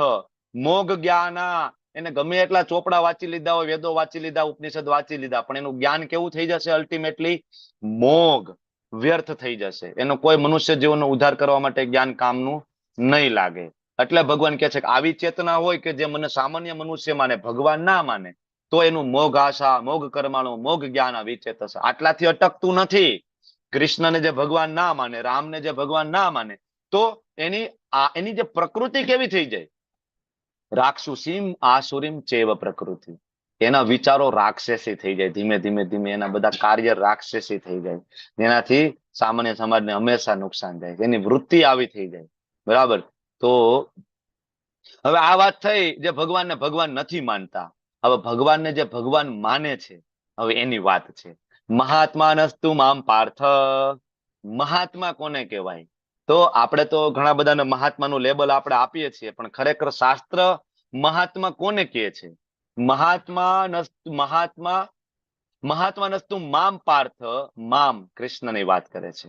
દેવી પ્રકૃતિ આશ્રિત, એ મારી દેવી પ્રકૃતિને આશરે રહે છે. ભગવાનની શક્તિ, યોગમાય શક્તિને અંડરમાં રહે છે મહાત્માઓ હોય. અને એ શું કરે છે? મહાત્મા કોને કહેવાય? ભજંત્ય અનન્ય મનસો. આ ભજંત્યનો શબ્દ શું? આ યોગ કરવાની વાત છે, જ્ઞાન યોગની વાત, કર્મયોગની વાત, દાન કરવાની વાત, યજ્ઞ કરવાની વાત. શેની વાત છે અહીંયા? ભજંત્ય અનન્ય મનસો. અનન્ય મન દ્વારા જે મારું ભજન કરે છે, જે મારી ભક્તિ કરે છે, અહીંયા એની વાત છે. ભજંત્ય અનન્ય મનસો, બરાબર. જ્ઞાત્વા, જાણે છે, ભૂતાદિમ અવ્યયમ, મને જાણે છે કે હું જ બધા ભૂતનો આદિ, ભૂતાદિ આદિ, અને અવ્યયમ એટલે કે હું અવિનાશી છું. મહાત્મા આને કહેવાય, જે ભગવાનને બધાના આદિ અવિનાશી જાણે અને એની સતત ભક્તિમય સેવામાં તલ્લીન રહે, આને કહેવાય મહાત્મા.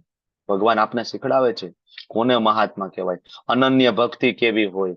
બરાબર. અનન્ય ભક્તિની શરૂઆત કેવી રીતના થાય? આપણે માળા કરીએ, ભોગ લગાડીએ, બરાબર. અને અનન્ય ભક્તિની ધીમી ધીમી શરૂઆત કહેવાય. આ આપણે કરવું જોઈએ. ભગવાન 12મા અધ્યાયમાં કહે છે, બાજુનો ફોટો છે, માધુંદ્રપુરીનો ફોટો છે, ભગવાનના મહાન ભક્ત, બરાબર. તમે જનરલી ગયા હશો શ્રીનાથજી, અને શ્રીનાથજીમાં તમે ઠાકોરજીના દર્શન કર્યા હશે ને, શ્રીનાથજી બાવાના. એ આમના ડીટી છે, એમ આમના વિગ્રહ છે માધેન્દ્રપુરીના આજે બેઠા નહીં. વૃંદાવનમાં ગિરી ગોવર્ધનની તળેટીમાં એક વખત માધેન્દ્રપુરી નામના આચાર્ય મહાન સંત બેઠા બેઠા નામ જપ કરતા હતા. હરે કૃષ્ણ કૃષ્ણ કૃષ્ણ હરે હરે, હરે રામ રામ રામ હરે હરે. સતત ભગવાનનું નામ, ભગવાનની લીલા એના ધ્યાનમાં, ચિંતનમાં મગ્ન હતા. 1 દિવસ, 2 દિવસ, 3 દિવસ કૃષ્ણચંદ્ર સ્વયં વિચારે છે કે દાદા ભિક્ષા માંગવા જાતા નથી, કઈ ખાતા નથી, પાણી પીતા નથી, શરીર કેમ ટકશે આનું. 1 દિવસ, 2 દિવસ ને 3જા દિવસે સાક્ષાત કૃષ્ણ હાથમાં માટીનો ઘડો લઈ આવીને એમાં દૂધ લઈને આવ્યા છે. બાબા, ઓ બાબા, બરાબર. અને બાબા છે આંખ ખોલીને જોવે છે માધેન્દ્રપુરી. તમે કોણ? તો કે હું ગોવાળ છું, 3 દિવસથી નીકળું છું. બાબા, હું જોઉં છું તમે મધુકરી માટે જાતા નથી. આપણે વૃંદાવનની તો પરંપરા છે કે જે કોઈ સાધુ સંતો આવે વૃંદાવનમાં મધુકરી કરે અને પોતે અહીંયા રહે શાંતિથી ખાઈ પીને. તમે કેમ મધુકરી કરતા નથી, કઈ ખાતા નથી? માધેન્દ્રપુરી કહે છે મારી પાસે સમય નથી. મારા ભગવાનના નામ લેવા મને એટલો બધો રસ છે, મારી પાસે સમય નથી કે હું ખાવામાં ને માગવા મધુકરીમાં જાઉં. તો એટલા માટે હે બાબા, હું તમારા માટે ગાયનું દૂધ લાવ્યો છું, મારી માએ મોકલ્યો છે મને. એમ કરીને મટકો હાથમાં મૂકી દે છે. માધેન્દ્રપુરી હાથમાં મટકો લે છે ને ભગવાનને ભોગ લગાડે છે. ત્યાં મૂકીને હાથ જોડીને ભગવાનને ભોગ લગાડે છે. ભગવાનને ભોગ લગાડીને જેવું દૂધ પીવે છે અને તરત જ ભગવાનની યોગ નિંદ્રામાં એ સુઈ જાય છે. બરાબર. યોગ નિંદ્રામાં સુવે છે અને ભગવાન તરત એના સ્વપ્નમાં આવે છે. જો નિંદ્રા આપણા જેવી નથી, આપણી નિંદ્રા તમોગુણી કહેવાય. ભગવાનના મહાન ભક્તોની નિંદ્રા છે યોગ નિંદ્રામાં સુવે. બરાબર. તો એ ત્યારે પણ ભગવાનના ચિંતનમાં હોય છે. તો ત્યાં ભગવાન સ્વપ્નમાં આવે છે અને ભગવાન એને સ્વપ્નમાં કહે છે કે બાબા, એ હું જ હતો ગોપાલ, જેને ગિરી ગોવર્ધન ધારણ કર્યો હતો ને, એ જ હું ગોપાલ છું. બરાબર. તો હું એટલા માટે આવ્યો હતો કે મારા એક વિગ્રહ છે ગિરી ગોવર્ધનની તળેટીમાં ઝાડીઓની પાછળ બરાબર પડેલા છે, તો તમે એને કાઢો, મને બહુ ગરમી થાય છે. એકચ્યુઅલી એ સમયે જે આક્રમણ થયું મુસ્લિમોનું, એટેક થયો, તો પૂજારી એ વિગ્રહને ત્યાં દાટી અને ભાગી ગયા હતા. બરાબર. તો હવે માધેન્દ્રપુરીને સ્વપ્નમાં આવ્યા, માધેન્દ્રપુરીને નિશાન પાડ્યા, નિશાન આપ્યા, ગામ લોકોને ભેગા કર્યા. આંખ ખુલી તો પેલા તો ખૂબ રડે છે કે સાક્ષાત ભગવાન આવ્યાનું ઓળખી ના શક્યો. બરાબર. પછી સ્વસ્થ થાય છે ને જગ્યાએ જાય છે ને એ શોધે છે તો વિગ્રહ નીકળે છે અને વિગ્રહને લઈને ત્યાં ઉપર સ્થાપિત કરે છે. ક્યાં? ગિરી ગોવર્ધન ઉપર. જ્યાં આજે પુષ્ટિ માર્ગ સંપ્રદાય જે છે, બરાબર, ભગવાનના મહાન ભક્ત વલ્લભાચાર્ય પુષ્ટિ માર્ગ સંપ્રદાયનું વડું મથક એટલે જતીપુરા. બરાબર. એ જતીપુરા એ જગ્યા છે જ્યાં માધેન્દ્રપુરી એ ઠાકોરજીને પેલા બિરાજમાન કર્યા. બરાબર. ત્યાં રહ્યા. હવે આ તો લીલાધારી છે. બરાબર. ત્યાં રહ્યા, ગોવિંદ કુંડના પાણી લઈ આવ્યા, અભિષેક કર્યો, 56 ભોગ લાગ્યા. થોડાક દી પછી પાછા સ્વપ્નમાં આવ્યા. માધેન્દ્રપુરી કે મને બહુ ગરમી થાય છે, હજી મને ઠંડક નથી થતી, તો પ્રભુ શું કરીએ? બરાબર. તો કે કામ કરો, મલય ચંદન લઈ આવો, ઓરિસ્સા જાઓ, મારા માટે મલય ચંદન લઈ આવો. ક્યાં વૃંદાવન, ક્યાં ઓરિસ્સા? ચાલીને જવાની વાત છે. માધેન્દ્રપુરી કે કાંઈ વાંધો નહીં ભગવાન, જેવી તમારી ઈચ્છા. ચાલતા બરસ સેવા બીજાને આપી દીધી અને ચાલીને નીકળ્યા. બરાબર. ચાલતા જાય રસ્તામાં ગોપીનાથજીનું મંદિર આવ્યું. તેમ થાય કે રાતવાસો અહીંયા કરી લઈએ. ગોપીનાથના મંદિરમાં રોકાણા. ત્યારે સાંજના ભોગ લાગતો હતો ગોપીનાથજીને, ખીરનો ભોગ લાગે સાંજે. બરાબર. અલગ અલગ કહેવાય 16 પ્રકારની નાની નાની મટકીમાં. અને માધેન્દ્રપુરી વાત કરતા હતા પૂજારી સાથે, તમે કેવી રીતના સેવા કરો છો, મને શીખડાવો, અમારે ત્યાં ગોપાલ આવ્યા છે, આ બધી ચર્ચા થતી હતી. એમાં એ ભોગ ત્યાંથી નીકળ્યો તો માધેન્દ્રપુરીની નજર પડી ગઈ અને મનમાં એક ક્ષણ પૂરતો એવો વિચાર આવ્યો કે કાશ આ ખીર મને મળી જાય તો. અને બીજી ક્ષણે માધેન્દ્રપુરીને યાદ આવ્યું કે હજી તો ભોગ લાગ્યો નથી. ભગવાનને ભોગ લાગતા પહેલા મેં કેવી રીતના ઈચ્છા કરી કે મને મળી જાય. ખૂબ દુઃખી થયા. બરાબર. ભગવાનના દર્શન થયા, દર્શન બંધ થયા, માધેન્દ્રપુરી ત્યાં જતા રહ્યા, ખૂબ દુઃખી. બરાબર. રાત્રે પૂજારીના સ્વપ્નમાં ગોપીનાથજી આવ્યા, ઉઠો, બરાબર, સ્નાન કરો અને મારા મંદિરમાં જાઓ તરત. તો કે શું થયું પ્રભુ, શું થયું? તો કે મારો એક ભક્ત આવ્યો છે માધેન્દ્રપુરી અને એને ખીર ખાવાની ઈચ્છા હતી. તો ખીરનો એક મટકો મેં સંતાડીને રાખ્યો છે મારા પિતાંબરની નીચે, મળશે તમને. જો મારા વિગ્રહની પાછળ જઈને જો. પૂજારીને આંખ ખુલી, આફડો ફાફડો થઈને તરત બરાબર બ્રહ્મચારી સ્નાન કર્યું, માથે પાણી નાખીને દોડતો મંદિરમાં ગયો, તાળા ખોલ્યા અને જોવે છે તો ભગવાનનું પિતાંબરની પાછળ એક મટકી પડેલી છે, એમાં ખીર છે. ખીર લઈને બહાર જાય છે બજારમાં. બરાબર. કોઈ છે માધેન્દ્રપુરી? કોઈ છે? કારણ કે ભગવાને નામ પણ આપ્યું હતું, માધેન્દ્રપુરી કોઈ છે? જવાબ આપતા નથી, કારણ કે ખૂબ દુઃખી છે વિરહમાં. બરાબર. કે આવું ભૂલ કેવી રીતના થાય? અને પછી ઓલા પૂજારી કહે છે માધેન્દ્રપુરી કોઈ છે? ભગવાને સાક્ષાત એમના માટે ખીરની ચોરી કરી છે.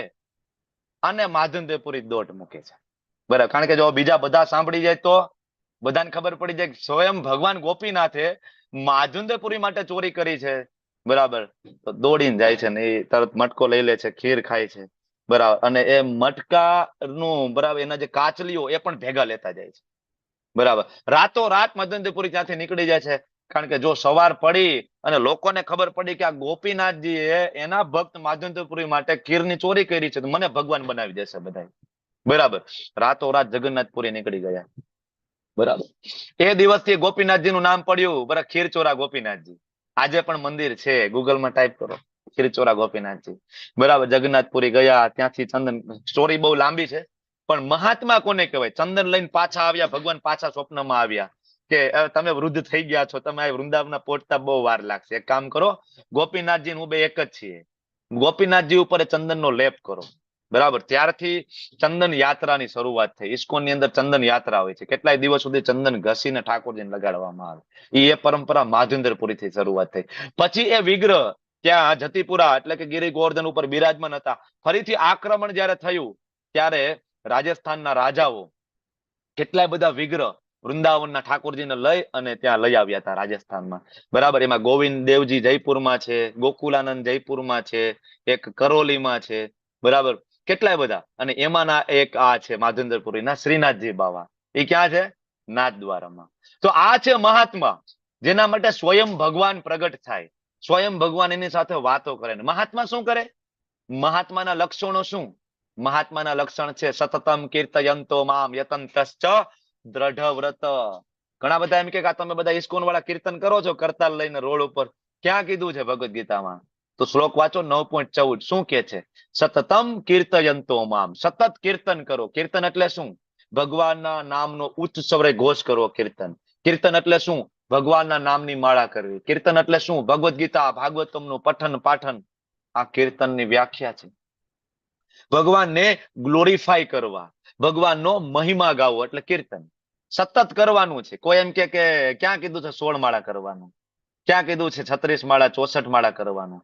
હું એમ કહું, ભગવાને 16 માળા નથી કીધી, ભગવાને શું કીધું છે અહીંયા?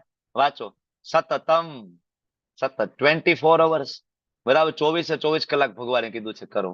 યતંતશ્ચ દ્રઢ વ્રત લો, એક વ્રત લો કે હું આટલી માળા તો કરીશ, હું એકાદશીના ઉપવાસ તો કરીશ. અને શું કરવાનું છે? નમસ્તસ્ય મામ ભક્ત્યા, મારા ભક્તો નમસ્કાર કરે છે. ઘણા બધા એમ કે મંદિરે જવાની જરૂર નથી, ભગવાનને દંડવત કરવાની જરૂર નથી. ભગવાન તો બધે છે, બધે છે, દેખાય તને બધે છે તો, બરાબર. ઓક્સિજન બધે છે હવામાં, બરાબર ને. કોરોનામાં શું કામ તમે ઓક્સિજનના બાટલા લઈને ફરતા હતા બધા? ખેંચી લેવો તો ને કરીને હવામાંથી, ખેંચ્યો તમે? શું કામ હોસ્પિટલમાં એડમિટ થયા? આઈસીયુમાં ડોક્ટરોને આટલા બધા પૈસા દીધા, ત્યારે તમને ઓક્સિજન ઉપર રાખ્યા. ઓક્સિજન બધે છે, ભગવાન બધે છે, પણ એને પ્રાપ્ત કરવાની એક પ્રોસેસ છે, એ છે શ્રી વિગ્રહ. ભગવાન કળિયુગની અંદર બે અવતાર લઈને આપણી વચ્ચે પ્રગટ થાય છે. એક તો શબ્દ અવતાર અને એક અર્ચા અવતાર, અર્ચા વિગ્રહ સ્વરૂપે. અર્ચા વિગ્રહ સ્વરૂપ જે મંદિરમાં બિરાજમાન છે. શબ્દ અવતાર એટલે શ્રીમદ ભાગવત. આ બે થકી તમે ભગવાનને કળિયુગમાં પ્રાપ્ત કરી શકો છો, બરાબર. આ સમજવું પડે આપણે. તો આને કહેવાય મહાત્મા, જે નિત્ય યુક્તા ઉપાસતે. એક દિવસ નહીં, 2 દિવસ નહીં, નિત્ય યુક્તા, નિત્ય નિયમ લીધો છે ભગવાનની ઉપાસના કરવાનો, ભગવાનની ભક્તિ કરવાનો. કારણ કે ભગવાન આગળ કહે છે પિતા અહમ અમસ્ય જગતો, માતા ધાતા પિતા. હું જ આ જગતનો, આ બ્રહ્માંડનો પિતા, માતા આશ્રય દાતા, પિતામહ જ્ઞાનનો વિષય હું, વિશુદ્ધિ કરતા હું, ઓમકાર હું, ઋગ્વેદ સામવેદ અને યજુર્વેદ પણ હું જ છું. તો તમે કૃષ્ણને નથી જાણતા, તમને વેદના ગમે એટલા મંત્ર આવડતા હોય, બરાબર, કોઈ મતલબ નથી. કારણ કે અલ્ટિમેટલી સંપૂર્ણ વૈદિક સાહિત્યનો સાર શું છે? ભગવાનને જાણવા અને એની ભક્તિમાં લાગુ, આ સાર છે. એટલે ભગવાન આ કહે છે, હે અર્જુન, બરાબર. ઘણા બધા એમ કે ઇન્દ્રદેવ વરસાદ આપે, તો ભગવાન કે ઉછળતા હું આપું ને વરસાદે હું આપું. આ પણ એમ થાય સૂર્યનારાયણ, ઘણા બધા સૂર્યદેવની ઉપાસના કરતા હોય, તો ભગવાન કે ઉષ્ણતા હું જ આપું છું. સૂર્યદેવને જે ઉષ્ણતા પ્રાપ્ત થાય એ મારા કારણે. કારણ કે સૂર્યદેવની તો ઉત્પત્તિ પછી થઈ, બ્રહ્માજી પછી. બ્રહ્માજીની ઉત્પત્તિ કરનાર ભગવાન સ્વયં છે, બરાબર. તો સૂર્યદેવને શક્તિ ભગવાન આપે, ઇન્દ્રને વરસાદ રાખવાની, મોકલવાની. અમરત્વ સાક્ષાત મૃત્યુ પણ ભગવાન છે. તો જો કૃષ્ણની ભક્તિ કરશો, બરાબર, તો ભગવાન એ રીતના પ્રગટ થશે. નહીં ભક્તિ કરો તો તમને મને એક દી દર્શન તો થશે. કયા સ્વરૂપે દર્શન થશે? નહીં ભક્તિ કરીએ તો મૃત્યુ. કારણ કે ભગવાનનો રિપ્રેઝેન્ટેટિવ છે. મૃત્યુ સ્વરૂપે પણ ભગવાનના દર્શન તો થવાના છે, એમાં કોઈ શંકા નથી, બરાબર. તો ઘણા બધા વેદો વાંચે, બરાબર ને વેદોના જે કર્મકાંડ વાળો વિભાગ છે એમાં આસક્ત થાય. એટલા માટે 20મો ને 21મો શ્લોક કર્મકાંડ માટે આપ્યો છે કે વેદાધ્યયન કરે, સોમરસનું પાન કરે, સ્વર્ગ પ્રાપ્તિ માટે પ્રયત્ન કરે. કારણ કે વેદની અંદર ઘણા બધા એવા મંત્ર આપ્યા છે કે એ યજ્ઞ કરવાથી તમે ઉપરના લોકમાં જઈ શકો, સારું સુખ ભોગવી શકો. તો ભગવાન કે લોકો આ કરે છે, બરાબર, આ પ્રયત્ન કરે છે, પાપ કર્મમાંથી મુક્ત પણ થાય છે વેદો વાંચીને, અને સ્વર્ગીય ઇન્દ્રલોકમાં જન્મ પણ મળે છે, ખૂબ આનંદ ભોગવે છે. તો આપણને એમ થાય ને કે આ તો મજા વાળું છે ભાઈ, આપણે આ કરવું જોઈએ ને. એટલે ભગવાન 21મા શ્લોકમાં તરત કહે છે કે કરે છે એનો વાંધો નથી, પણ હે અર્જુન, ક્ષીણે પુણ્યે મૃત્યુ લોકમ વિશંતિ. જેવા એના પુણ્યના કર્મ પૂરા થયા ને એટલે પાછા અહીંયા પડે છે. જ્યારે સ્વર્ગીય જે વિશાળ સ્વર્ગીય ઇન્દ્ર સુખ ભોગવી લે, પુણ્ય કર્મના ફળ પૂરા થયા, મૃત્યુ લોકમાં પાછા. જેવી રીતના ચકડોળ હોય, ચકડોળમાં ક્યારેક આપણે ઉપર હોય, ક્યારેક નીચે હોય, ક્યારેક વચ્ચે હોય, એમ આપણે ક્યારેક દેવરાજ ઇન્દ્ર તરીકે પણ આપણે બિરાજમાન થયા છીએ, ક્યારેક આપણે અધમથી અધમ જીવ પણ બન્યા છે, ક્યારેક મનુષ્ય પણ બન્યા છે. ઉપર નીચે ઉપર નીચે ઉપર નીચે ચાલુ છે, બરાબર. તો આપણે સમજવું જોઈએ ક્યાં જવું છે. ભગવાન કહે છે અનન્યા ચિંતયંતો મામ યે જના પર્યુપાસતે, બરાબર. યોગ ક્ષેમમ વહામ્યહમ, આ શબ્દ તમે સાંભળ્યો હશે, LIC નું સ્લોગન છે, LIC નીચે લખેલું છે યોગ ક્ષેમમ વહામ્યહમ. ક્યાંથી લાવ્યા છે? ભગવદ ગીતામાંથી. અનન્યા ચિંતયંતો મામ, જે અનન્ય ભાવપૂર્વક, અનન્ય ભાવે જે મારું ચિંતન કરે છે સદા. કોનું? મામ એટલે કોનું? કૃષ્ણનું. યે જના પર્યુપાસતે મતલબ મારી ઉપાસના કરે છે, મને ભજે છે, મારી ભક્તિ કરે છે. તેષામ નિત્ય અભિયુક્તા નામ, એ આ જે રોજ કરે છે ને નિત્ય, તો હું શું કરું છું? તો કૃષ્ણ કહે છે યોગ ક્ષેમમ વહામ્યહમ, એની જરૂરિયાતોની હું પૂર્તિ કરું છું, અને એમની પાસે જે છે ને એનું રક્ષણ પણ હું કરું છું. નરસિંહ મહેતા હોય, મીરાબાઈ હોય, સુદામા હોય, શ્રીલ પ્રભુપાદજી હોય, કે પછી આપણા બધા ગોસ્વામીઓ હોય, 100%. એક વખત અર્જુન આચાર્ય કરીને એક વ્યક્તિ હતા, બરાબર, રોજ ભગવદ ગીતા વાંચે, રોજ ભગવદ ગીતા વાંચે. વાંચતા વાંચતા આ શ્લોક આવ્યો, બરાબર, યોગ ક્ષેમમ વહામ્યહમ. તો એમને થયું કે ભગવાન એમ કે છે કે જરૂરિયાતોની હું પૂર્તિ કરું છું અને જે હોય એનું રક્ષણ કરું છું, પણ મારે તો ખાવાની ખીચડી ને ફાફા છે. ભગવાન કે છે હું જરૂરિયાત પૂરી કરું, મતલબ આ ખોટું લાગે છે, બરાબર. એમ કરીને લાલ લીટી કરી અને એની પત્નીને કહે છે કે ભાર્યા હું સ્નાન કરતો આવું, બરાબર. સ્નાન કરવા ગયા અને પાછળથી 2 બાળકો આવ્યા ઘરે, એક સુંદર મજાના હુષ્ટપુષ્ટ અને એક શ્યામ વર્ણ, બરાબર, આવ્યા. અને 2 ના ખંભા ઉપર બબે કહેવાય ઓલા ટોપલા છે, બરાબર. અંદર આવીને કે છે કે ભાઈ છે અમારા ગુરુ, બરાબર. તો કે કેમ, શું હતું? તો કે અમે આ લાવ્યા છે બધું કાચું સીધું, આની અંદર શાક છે, લોટ છે, કેટલું બધું ફ્રૂટ્સ ને બધું. તો કોને મોકલાવ્યું? તો કે અમારા ગુરુ મહારાજે મોકલાવ્યું છે, અર્જુન આચાર્ય. કે અર્જુન આચાર્ય કેદી કે શિષ્ય બની ગયા? કે રોજ તો અહીંયા હોય છે, ચોપડી વાંચતા હોય, મેં જોયા નહીં. તો કે ના ના, કે તમે જયારે બહાર જાઓ ને ત્યારે અમને ભણાવવા આવે છે અને અમે એના શિષ્ય છીએ. એમ કરીને અંદર ટોપલા મૂકે છે ઝૂંપડીમાં, પાછા વળે છે. તો ત્યારે શર્ટ પહેરવાનું ચલણ નહોતું, ઉતરીય વસ્ત્ર નાખતા હતા, બરાબર. તો વાહામાં ઓલા લીસોટા, બરાબર, સોટીઓ મારેલી હોય ને એવા. તો ઓલા જે અર્જુન આચાર્ય પત્ની કે છે ઉભા રહ્યું, કે આ શું? તો કે અમારી થોડી ભૂલ થઈ ગઈ હતી, તો અમને અર્જુન આચાર્ય મારી, અમારા ગુરુ મહારાજે અમને સજા કરી. શું વાત કરો છો? કે અહીંયા મોટી મોટી વાત કરતા હોય, ભગવદ ગીતામાં આમ છે, સહિષ્ણુ થવું જોઈએ, દયા રાખવી જોઈએ, નાના નાના છોકરાઓને મારે છે. આજ આવવા દો, કે આજ આવે એટલે ખેર નથી. અર્જુન આચાર્ય બિચારા સ્નાન કરીને આવે છે, ખબર નથી કાંઈ ઘરે શું બધું ચાલુ છે, બરાબર. ને આવે છે ને તરત ઉધડા લે છે બિચારાને, બરાબર. મોટી મોટી વાતો કરો છો ને, ભગવદ ગીતા ભાગવતમના શ્લોકો બોલો છો, દયા નથી આવતી નાના છોકરા ઉપર. પણ એ કે થયું શું પેલા એ તો કે 2 છોકરા આવ્યા હતા તમારા શિષ્ય, એ કે આવા મારવાના હોય, એ કે. તો કે કયા મારા શિષ્ય? મેં કોઈ શિષ્ય બનાવ્યા નથી. તો હું ખોટી છું? એ કે આવો ઝૂંપડીમાં. અને બતાવે છે ટોપલા પડ્યા છે બધું ભરેલું. પછી અર્જુન આચાર્ય કે છે કે કેવા હતા એ? દેખાતા હતા કેવા? તો કે એક હુષ્ટપુષ્ટ ને બલવાન હતા, બરાબર, ગોર વર્ણ, અને એક શ્યામ તે, બરાબર, મેઘ વર્ણ. અને અર્જુન આચાર્ય તરત ચોધાર આંસુએ રડે છે, બરાબર. કે તો કૃષ્ણ ને બલરામ હતા. અને ઓલી બુક ખોલીને જોવે છે, લાલ લીટો ગાયબ હતો. યોગ ક્ષેમમ વહામ્યહમ ઉપર લીટો કર્યો હતો ને ગાયબ હતો. ભગવાન કે છે યોગ ક્ષેમમ વહામ્યહમ મતલબ કરે છે, આપણી શ્રદ્ધા છે એ લેવલની, તો કરે છે. આવી કેટલી બધી કથા છે. બંધુ મોહંતીની કથા છે જગન્નાથપુરીમાં, માધવદાસની કથા છે જગન્નાથપુરીમાં, કુંભ, બરાબર. પછી તમે ગિરી ગોવર્ધનમાં મહારાજ પાસે જાઓ અને ત્યાં પુષ્ટિ માર્ગમાં મહાન સંત કુંભનદાસજીની કથા છે. કેટલી બધી કથા છે. ભગવાન કર્યું છે. આપણી શ્રદ્ધા છે તો થાય, બરાબર. આપણે વિશ્વાસ જ નથી ને. એટલે ભગવાન કહે છે પત્રમ પુષ્પમ ફલમ તોયમ યો મે ભક્ત્યા પ્રયચ્છતિ તદહમ ભક્ત્યુક્તમ અસ્નામિ પ્રયત્નામિ. કોઈ પણ મને પ્રેમ પૂર્વક જો કોઈ મનુષ્ય પ્રેમ અને ભક્તિ પૂર્વક જો કોઈ મને કૃષ્ણ, આપણને એમ થાય કૃષ્ણની ભક્તિ બહુ અઘરી છે પ્રભુજી તમે કહો છો, પણ 56 ભોગ લગાડવાના, ઉત્સવો કરવાના, ના કરવાનું, અમારી એટલી સગવડ નથી, અમે ના કરી શકીએ, અમે વૈષ્ણવ ના બની શકીએ. ભગવાન કહે છે પત્રમ પુષ્પમ ફલમ તોયમ, 4 વસ્તુ, ખાલી તુલસીનું એક પાંદડું કોઈ મને અર્પણ કરે હું પ્રેમપૂર્વક ગ્રહણ કરું. કોઈ એક સુગંધી ફૂલ લઈ આવીને મારા ચરણમાં મૂકે હું ખૂબ ખુશ થાઉં. કોઈ એક સીઝન પ્રમાણેનું ફ્રૂટ લઈ આવીને મૂકે હું ખુશ થઈ જાઉં. બરાબર. કોઈ એમ કે ના ના અમે તો ભાઈ ઠંડા પ્રદેશમાં રહી છીએ ને અમને તુલસી અહીં નથી ઉગતા. બરાબર. કોઈ એમ કે ભાઈ અમારે ત્યાં ફૂલ નથી ઉગતા, સમજી શકાય.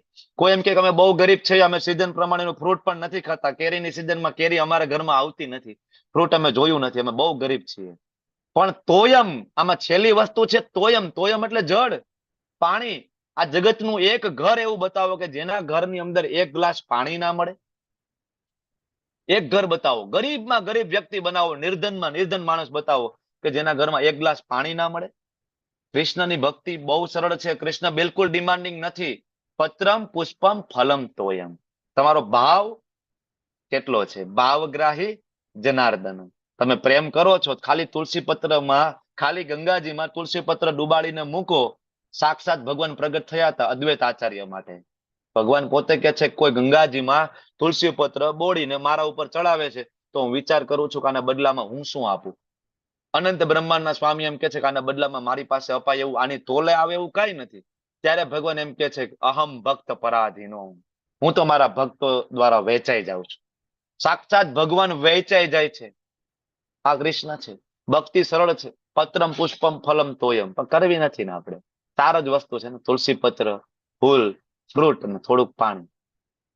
પણ હું એમ કહું કે આપણે 4 શું કામ? મારા ગુરુ મહારાજ હિજ હોલીનેસ જયપતાક સ્વામીજી મહારાજ કહે છે કે આપણે શું કામ 4 જ? આપણે શું કામ આપણી પાસે જે છે 100% ના આપીએ? હા, હમણાં ભાઈ બીજ આવશે દિવાળી પછી, તમારા ભાઈનો ફોન આવશે બેન, બરાબર, અથવા તમે ફોન કરો છો ભાઈ ભાઈ ભાઈ બીજ જમવા આવજે, બરાબર, તો ભાઈ ફોનમાં કહેશે કે બેન કાંઈ વધારે બનાવતી નહીં, રોટલી ને શાક સિવાય કાંઈ ન બનાવતી. તમે શું કહેશો ફોનમાં? હા ભાઈ કાંઈ નહીં, સાદું બનાવશું, તું આવતો ખરી. પછી આવે ત્યારે તમે બનાવો છો ને, ખમણ હોય, 3 પ્રકારના ભજીયા હોય, ખીર હોય, બાસુંદી હોય, બરાબર, ઢગલો કરીને ભાઈની સામે મૂકો છો ને. ભાઈએ માગ્યું નથી, માગ્યું છે? એને કીધું તું શાક રોટલી ને ખીચડી બનાવજે બેન, પણ તમે 32 પ્રકારના ભોજન ભાઈની સામે મૂકો છો. શું કામ? પ્રેમ કરો છો. એમ મારા ગુરુ મહારાજ એમ કે છે, કૃષ્ણ તો કે છે પત્રમ પુષ્પમ ફલમ તોયમ, પણ આપણે શું કામ આપણે બધું જ ના આપીએ? બધું જ. કારણ કે આગળના શ્લોકમાં ભગવાન કે છે યત કરોસી યજ્ઞાસી યજ્જુઓસી દદાતિ, બધું આપો. સુદામાજી કાચા તાંદુળ લઈને ગયા હતા, બરાબર ને, કૃષ્ણચંદ્ર પાસે. કૃષ્ણચંદ્ર કે બોલ બોલ શું લાવ્યો છો? એ કે મારા ભાભીએ તને ખાલી હાથે તો નો જ મોકલો હોય, બરાબર. ધોતીમાં એ પોટલી ઓલી લટકતી હતી, કૃષ્ણ ખેંચી લે છે, બરાબર, ને ખોલીને ખાવાનું ચાલુ કરે છે, કાચા તાંદુલ. સબરીબાઈ રાહ જોવે છે પ્રભુ રામચંદ્રજીની. સબરીબાઈ રોજ બોર તોડી આવે છે, રોજ ચાખે છે. ખાટો બોર હોય તો જુદો કાઢે છે, ચાખતા ચાખતા પેલા ચાખે ને ભગવાનને આપે છે. ઘણા બધા એમ કે ભગવાન છે, બરાબર, જાતિવાદી છે. તો આ સબરીબાઈ કયા જાતિના હતા? તમને મને કોઈક એઠું કરીને આપે ને તો તમને હું ના ખાય, પણ રામચંદ્રજી એ ખાધા છે સબરીબાઈના બોર, બરાબર. લક્ષ્મણજી પાછળ ઉભા છે. આ કઈ પદ્ધતિ છે? ભોગ લગાડવાની પદ્ધતિ કઈ? પોતે ખાઈને ચાખીને આપવાની કઈ પદ્ધતિ? તોય રામચંદ્રજી ખાય છે, બરાબર ને. ગજેન્દ્ર ખાલી એક પુષ્પ અર્પણ કરે અને ભગવાન વૈકુંઠમાંથી આવે છે. પ્રેમ પૂર્વક યદ કરો છી, તમે જે કઈ કરતા હોય તે, યદ અસનાસી, જે કઈ ખાતા હોય તે, યજ્જુ હો સી, જે કઈ અર્પણ કરતા હોય, દાન કરતા હોય, દશા દદાસી, યદ તપસ્યાસી, તમે જે કઈ તપશ્ચર્યા કરો મને અર્પણ કરો. એટલા માટે એકાદશીના ઉપવાસ આપણે બધા કાલ કર્યા હતા, અને આજ સવારે 7:30 થી 10:30 સુધીનો સમય હતો પારણાનો, બરાબર. ત્યારે પારણા કરીએ ત્યારે આપણે એ ભગવાનને અર્પણ કરીએ છીએ કે પ્રભુ તમારી પ્રસન્નતા માટે મેં એકાદશી કરી છે, હું તમારો લાયક સેવક બની જાઉં એટલા માટે મેં એકાદશી કરી છે, મારે કાંઈ નથી જોઈતું. એટલા માટે આપણે મહાત્મ્ય કોઈ દી વાંચતા નથી, આપણે એકાદશીનું કોઈ ફળ જોઈતું નથી. મને ધન મળી જાય, ધનમ દેહી દેહી દેહી દેહી, નહીં, ન ધનમ ન જનમ ન સુંદરીમ કવિતામ વા જગદીશ કામ, કાંઈ નથી જોઈતું. જન્મ ઉપર જન્મ આપો, મુક્તિ પણ નથી જોઈતી, મોક્ષ પણ નથી જોઈતો. જન્મ ઉપર જન્મ આપો. ભક્તિનો ઠાકુર ત્યાં સુધી લખે છે મળના કીડા બનાવો પણ ભક્તોનો સંગમાં રાખજો. આ ભગવાનના ભક્તની ચેતના છે, બહુ હાયર લેવલની ચેતના છે. એટલે ભક્તિ યોગીને સૌથી ઉપર કીધો છે. ભક્તિ યોગી મુક્તિની કામના પણ ના કરે, જેના માટે ઋષિ મુનિઓ હજારો વર્ષ તપશ્ચર્યા કરે, હિમાલયમાં એક પગે ઉભા રહે. શું કામ? મોક્ષ મળી જાય. ભક્તો મોક્ષની કામના ના કરે. 5 પ્રકારના મોક્ષ છે, મુક્તિ છે, એની કામના એ ભક્તો ના કરે. બરાબર. તો કોઈ ભગવાનને ભોગ ના લગાડે તો ભગવાન પક્ષપાત કરે? ભગવાન કે ના ના, હું કોઈનો દ્વેષ નથી કરતો, હું કોઈનો પક્ષપાત નથી કરતો, હું બધાને ખાવાનું આપું, વરસાદ આપું, પીવાનું આપું બધાને. પણ હા, જો કોઈ ભજન કરે ને મારું, એ ભજનથી તું આમ ભક્ત્યા, બરાબર, તો ભગવાન કે હા, એ મારો પ્રિય છે, હું એને પ્રિય છું. એટલે ભજન કરે તો ભગવાનને પ્રિય છે. ભગવાન ભેદભાવ નથી રાખતા, પણ ભજન કરે એના માટે સ્પેશિયલ પ્રોવિઝન જરૂર છે. ભજન કરતા કરતા ક્યારેક ભક્તોથી પાપ પણ થાય તો ભગવાનનો પક્ષ લે છે. અપી ચેતસી દુરાચારો ભજતે મામ અનન્ય ભાગ. મારી અનન્ય ભક્તિ કરતો હોય, નાની એવી ભૂલ થાય ને તો સાધુ રેવ સમંતવ્ય, ને સાધુ માનવો જોઈએ. બરાબર. વૈષ્ણવોની નિંદા ના કરવી જોઈએ, વૈષ્ણવોની ટીકા ના કરવી જોઈએ. વૈષ્ણવોને નાની એવી ભૂલ હોય તો ભગવાનને પ્રાર્થના કરવી જોઈએ કે જલ્દી સુધરી જાય, પાછો ભક્તિમાં આવી જાય. નહીં કે એને બરાબર ટેલિકાસ્ટ કરવું વોટ્સએપમાં. ઓલા પ્રભુજી હતા ને, જોયું આવું થયું. ઓલા માતાજી હતા ને, જોયું આવું થયું. મોટા ભક્ત બનતા હતા, આવું થયું. અરે બધાથી થાય, માયાદેવી છે. બરાબર. એટલે ભગવાન કે છે મારા ભક્તની નિંદા ટીકા નહીં કરતા. અને જો આપણે નિંદા ટીકા નહીં કરીએ તો શું થશે? ક્ષિપ્રમ ભવતી ધર્માત્મા, તરત ધર્માત્મા બનશું. અને જેનું પતન થયું એનું શું થશે? હવે જે ભક્તિમાંથી પડી ગયો એનું શું? તો ભગવાન કે અર્જુન ઉભો થા, ઘોષણા કર. શું પ્રભુ? શું ઘોષણા કરવાની? નમે ભક્ત પ્રણશ્યતિ, મારા ભક્તોનો કોઈ દિવસ નાશ નથી થતો. તો કૃષ્ણ પોતે બોલી શકતા હતા ને, રથ ઉપર ઉભા રહીને કે ભાઈ સાંભળી લો તમે બધા, મારા ભક્તોનો કોઈ દી નાશ નથી થતો. કૃષ્ણ પોતે બોલી નહોતા શકતા, પણ કૃષ્ણએ અર્જુનને કીધું કે અર્જુન તું બોલી દે. શું કામ? કારણ કે કૃષ્ણને ખબર છે કે મારો ભક્ત બોલશે ને એ કરવા માટે હું બંધાયેલો છું. હું તો ઘણા એવા વચનો છે મેં આપ્યા છે, પણ મારા ભક્તોની પ્રસન્નતા માટે એ વચન હું તોડી નાખું. મેં તો વચન એ આપ્યું તો હું શસ્ત્ર નહીં ઉપાડું, બરાબર, પણ મેં તો વચન તોડ્યું. આ તો ભગવાન છે, એના ભક્તોની પ્રસન્નતા માટે કઈ પણ કરે, પણ ભક્તોના વચનના માટે ભગવાન બરાબર આખી દુનિયાને ઊંધી માથે કરી નાખે તો એક ભક્તનું વચન પૂરું કરવા માટે. એટલે ભગવાન છેલ્લે કહે છે કે આપણે એની સાથેનો જે સંબંધ કેવી રીતના ડેવલપ કરી શકીએ. છેલ્લો શ્લોક, મન મના. ભગવાન કહે છે મન, તારું મન મને આપી દે. ભક્તિ યોગની શરૂઆત થઈ હતી 7મો અધ્યાય 1લો શ્લોક. શું માંગ્યું હતું ભગવાને? મન. મન મને આપી દે, તારું મન. આયા ભગવાન ફરીથી કહે છે મન. 18મા અધ્યાયમાં 65મો શ્લોક વાંચો, ત્યાં પણ કહે છે મન.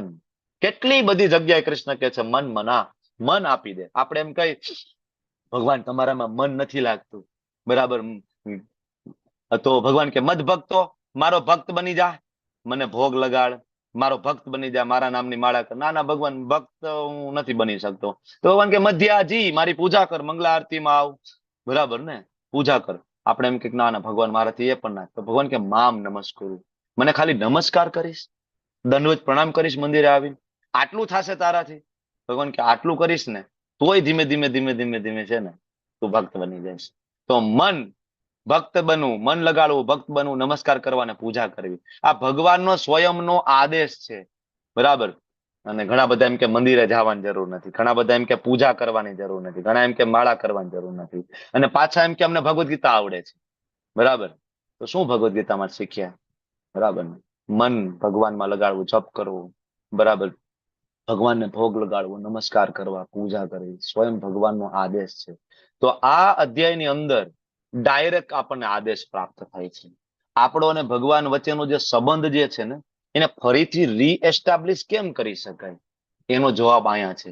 એટલા માટે આને રાજવિદ્યા, રાજગુહ્ય યોગ કીધો છે કે આ બધા માટે નથી, કારણ કે બધાને સંબંધ વિકસિત પાછો કરવો નથી, બધાને માયામાં ડૂબવું છે, બરાબર, એટલે બધા માટે નથી. એટલે ઘણા બધા ભગવદ ગીતામાં આવશે, આ શ્લોક વાંચશે, આટલા બધા આપણે શાસ્ત્રમાંથી ઉદાહરણ આપીએ, એમને આપણે ઇતિહાસ સંભળાવીએ, છતાં પણ ભોગ લગાડવાનું ચાલુ ના કરે, માળા ના કરે.